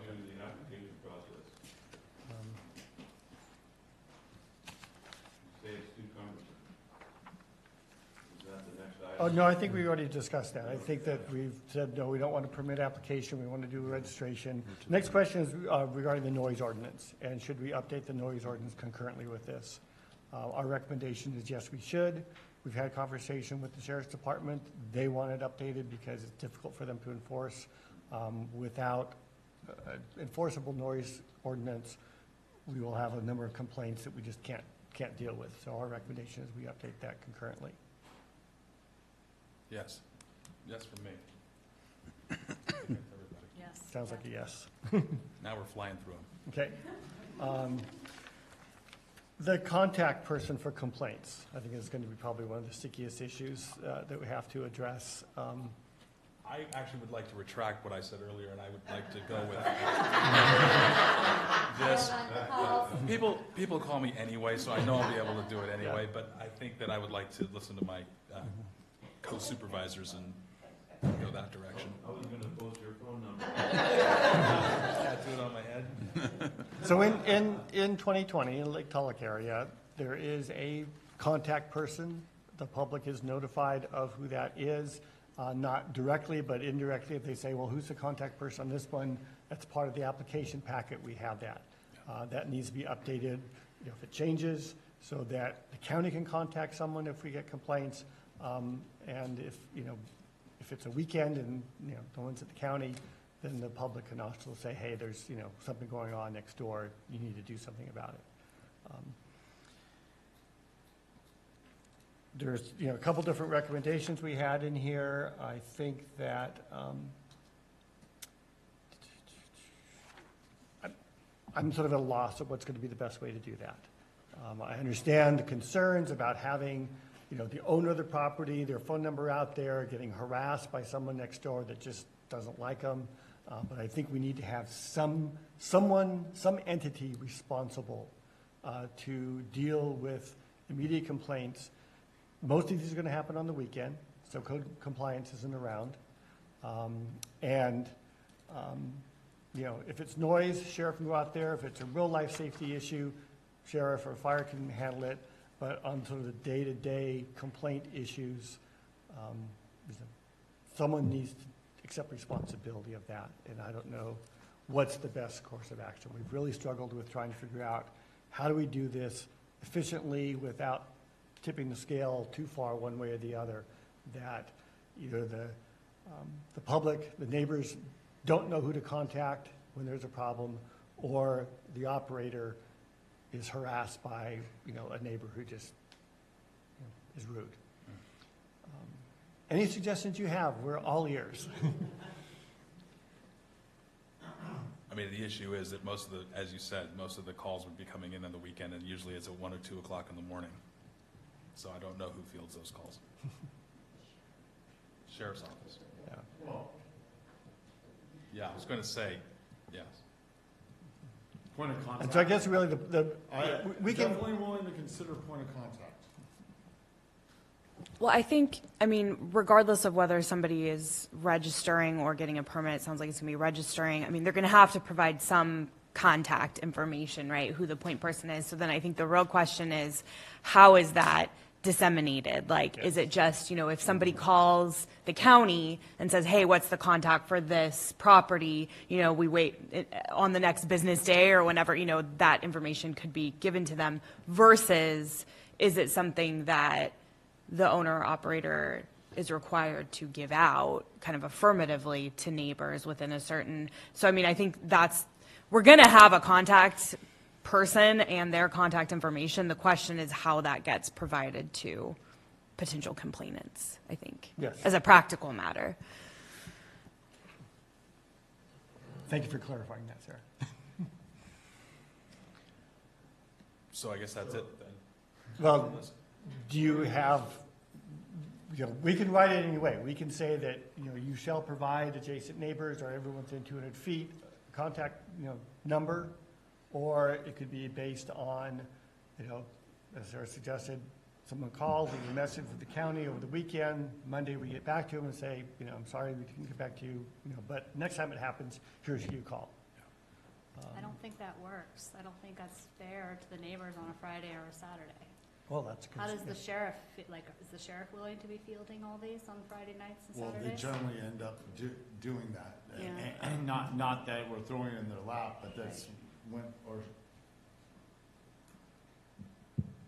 Did I say he?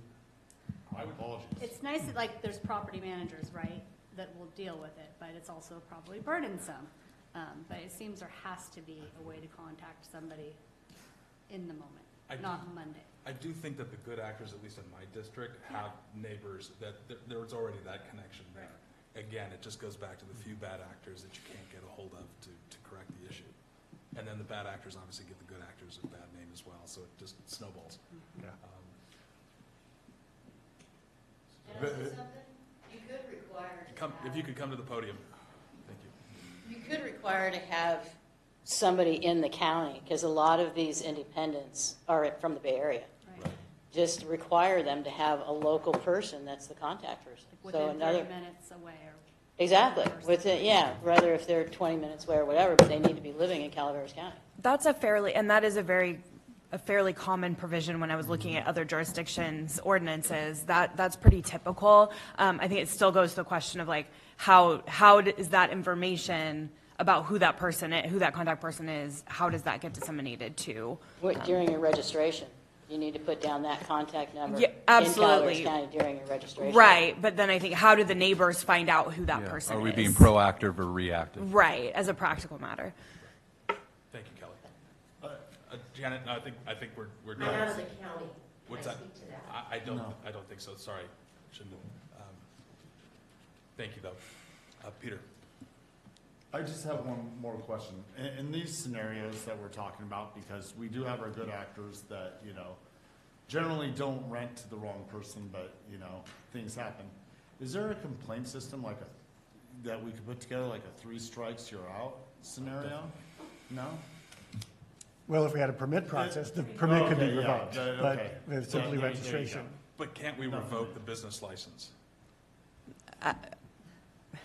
That would require an overhaul of our, theoretically, yes, but that's not currently part of our business license ordinance. You'd have to revoke property manager's business license. See what I'm saying? Because everybody works under my business license. If I have one house that. Thank you, Kelly. Yeah, thank you.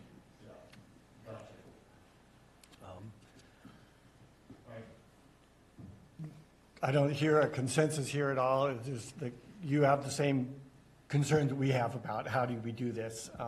I don't know if there's a simple answer. We could probably do some further research and see what other communities have done. It sounds like the fallback position is, well, we'll have the information. The good players will work with their neighbors to say, hey, if there's any issue, contact me or contact this person. For the rare occasion when it's not, we'll get that information for the next time. That's probably as best we can do. Perfect. That's right with everybody? Yeah, I guess that'll be fine. If it starts getting out of hand, we can always bring back and come up with a different way to do it. Typically, the complaints are going to be based on noise, and the sheriff will go out, and if we can update the noise ordinance, that may solve the bulk of the problems. Okay, and then, last question. Do we want to have the registrations renewed on an annual basis, or is it a one-time registration?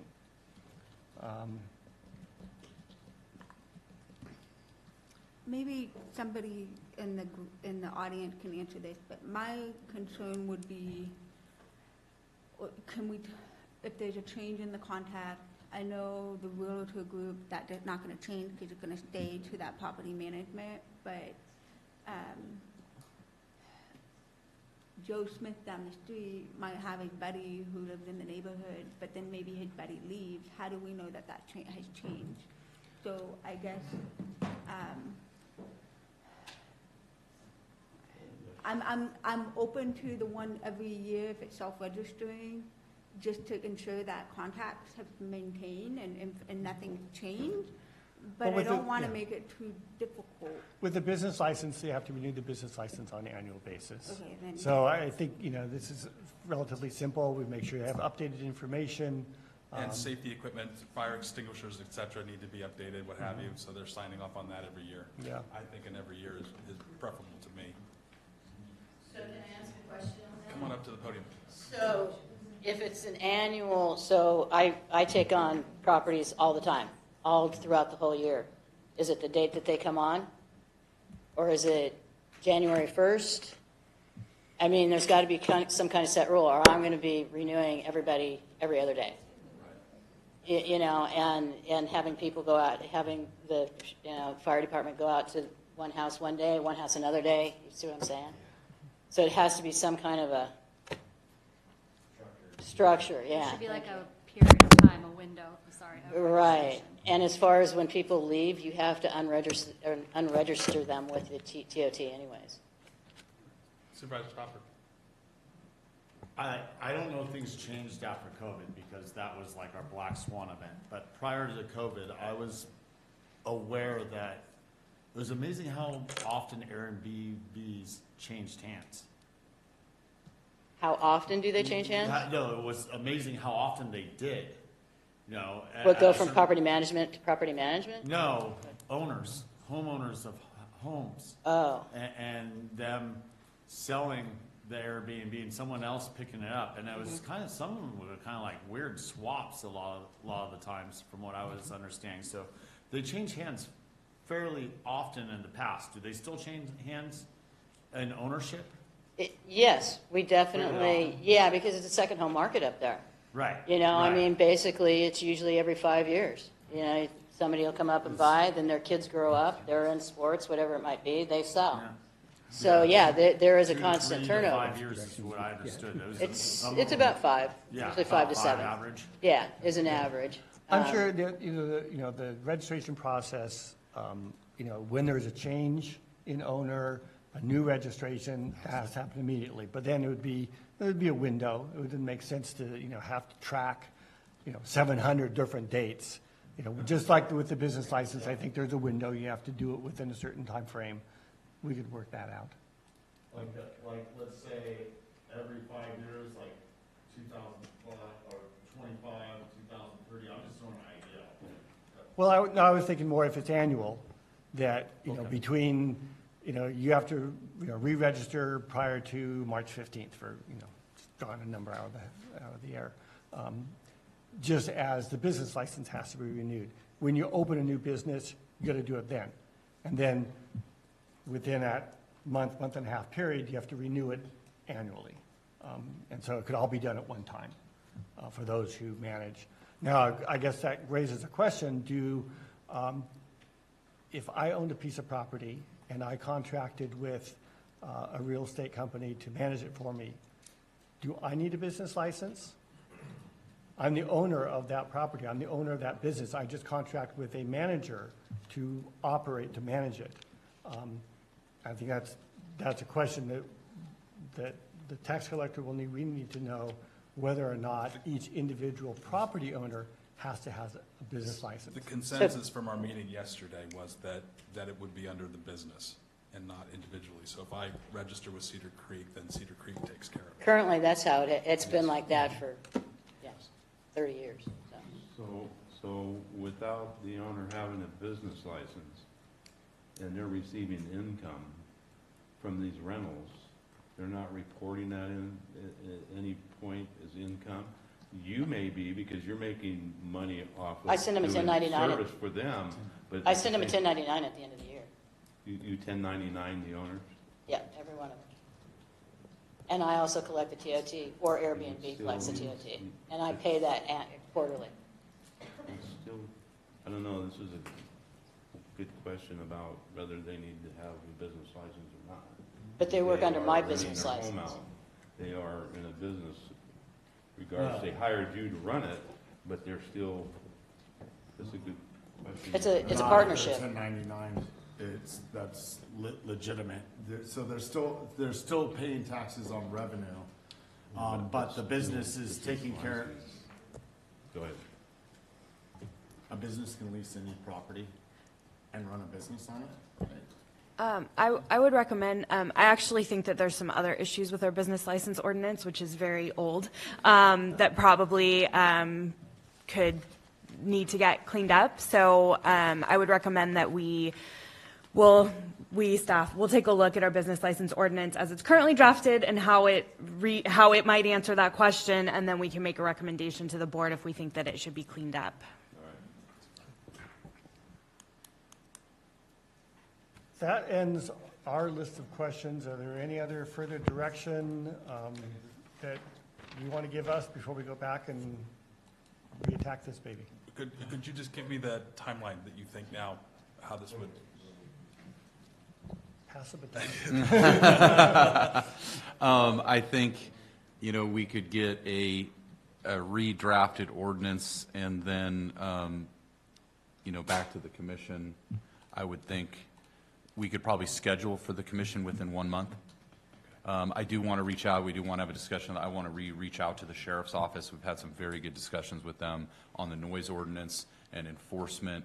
And we really want to make sure that they are, how do I say this, that they bless this before it goes forward. So it's my plan to give them a pre-review of this new direction product. So I would say a month before we're back to the planning commission. I would say probably 2 to 3 months before we're back to you for another discussion and possible consideration.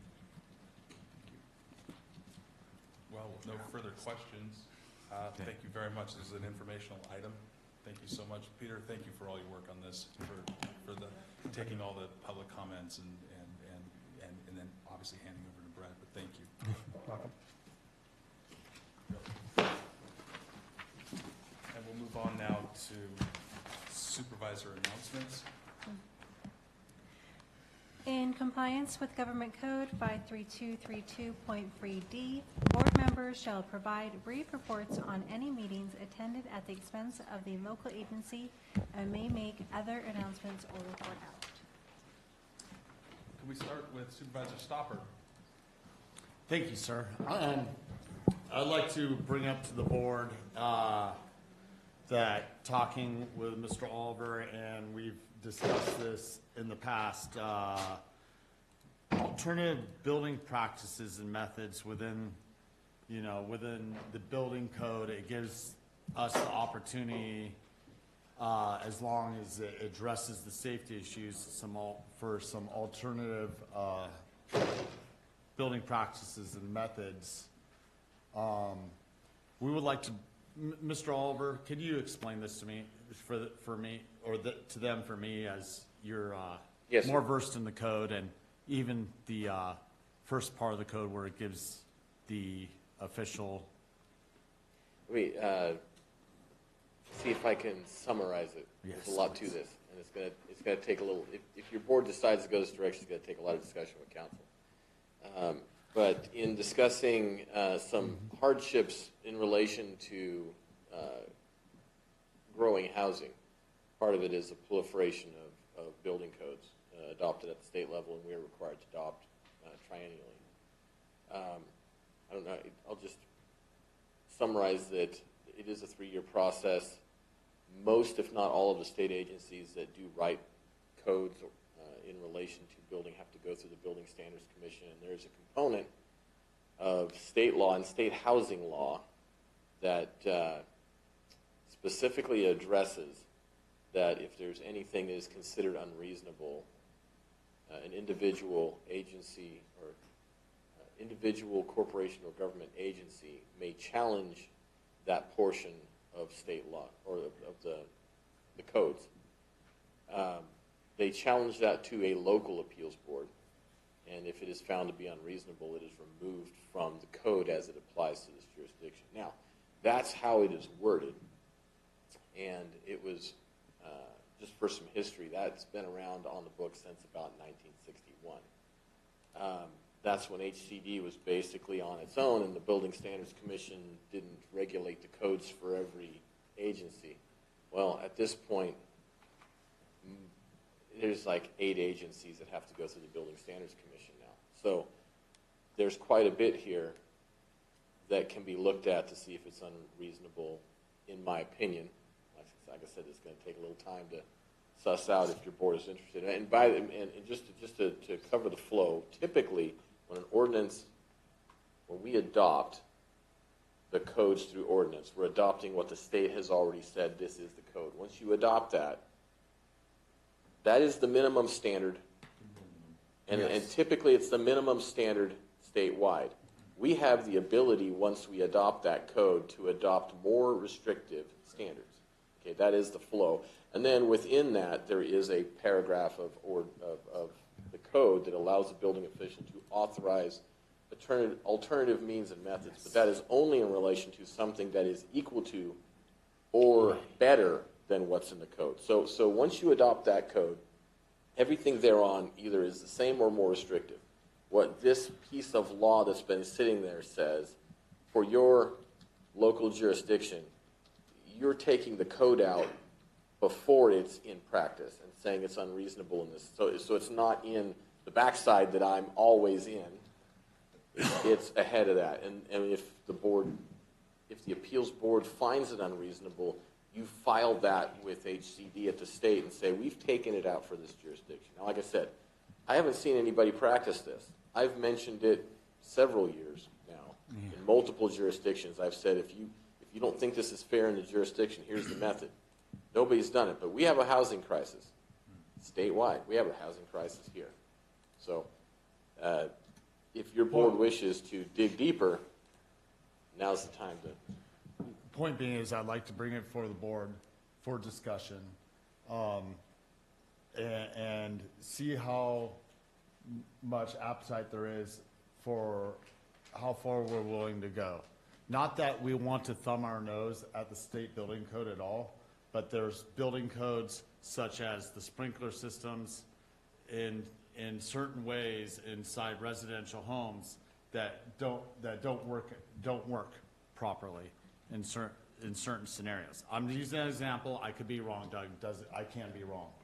But some of those could be found to be not practiced, and a lot of jurisdictions are complaining about them.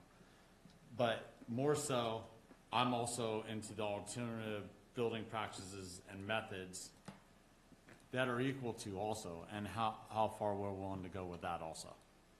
So this is the building code's a substantial cost to building homes at all anymore, and it goes through the roof. But at the same time, they're in there for a reason because of safety, and we need to be open-minded about that and not go down a route that's going to put anybody in jeopardy. So I just want to see bring it to the board if they want to hear it and see how far they're willing to go with that type of scenario.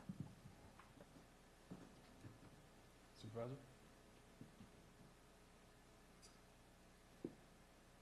Well, I understand what Supervisor Stopper is talking about and what he's saying. I wouldn't be opposed to it if the rest of the board wants to do that. I don't know how much work that's going to place on the building department and Doug to bring something forward like that, but the rest of the board is interested. I'm not opposed.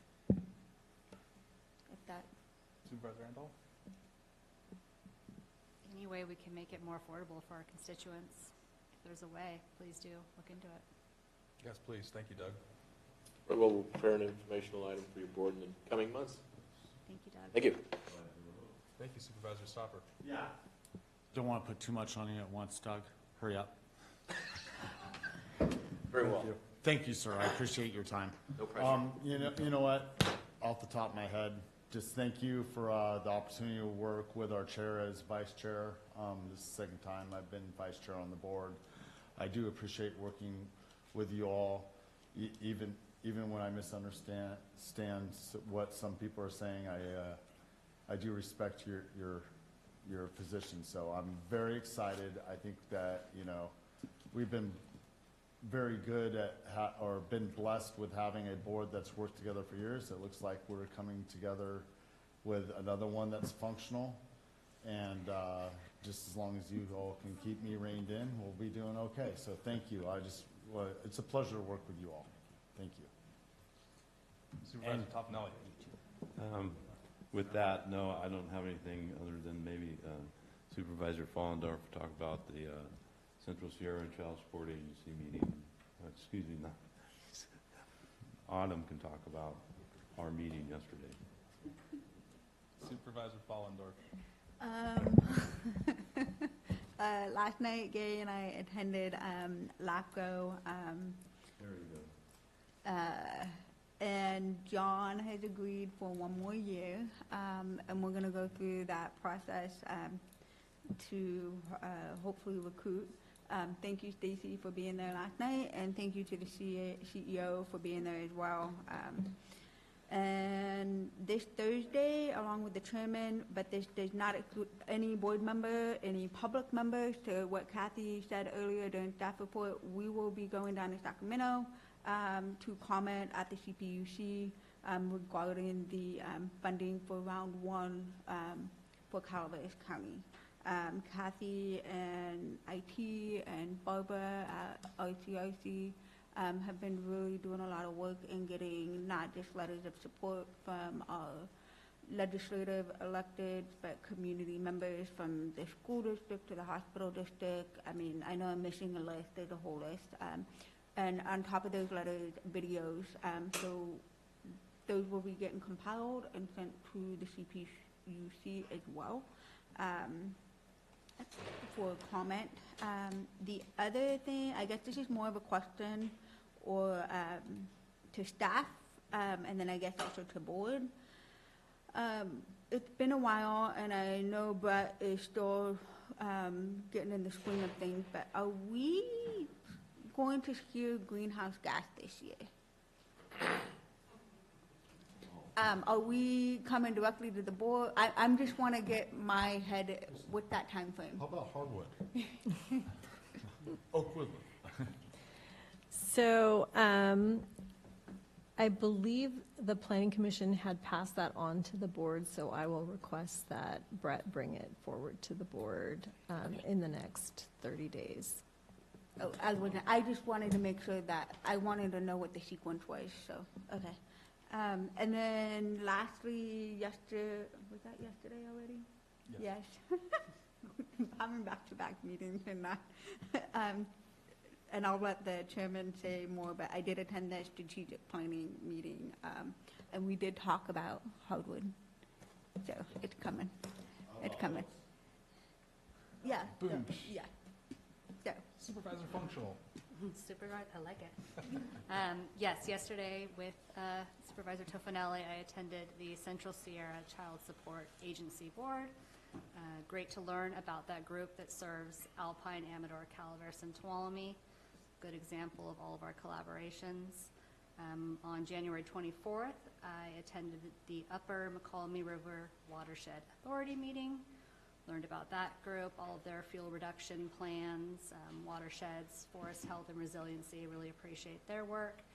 And lots of meetings for me so far, getting settled on various committees and organizations. And it's been fun. Super, thank you. I'd like to report that on the 15th, I'd like to thank administration and facilities for demoing the house in Murphy's. That was a huge, huge issue. And it could have ended up in a disaster, and thank you so much for taking care of it so quickly. On the 16th, Supervisor Andal and I met with Senator Alvarado Gil just for an informational. On the 22nd, I attended the BPAC Caltrans with Supervisor Follendorf. On the 24th, the RCRC Zoom update with Barbara. On the 24th, we had a town hall meeting regarding the meadow that we would like to see made into a natural preserve at Rossetti's restaurant in Avery. And then yesterday I attended with Supervisor Follendorf the strategic planning session.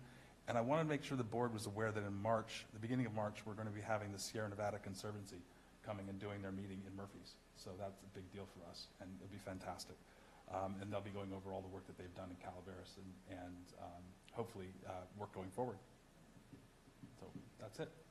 So with that, at, time is it 12:39? Close the meeting. Thank you all. That's Sierra Nevada Conservancy. It says like March 4th.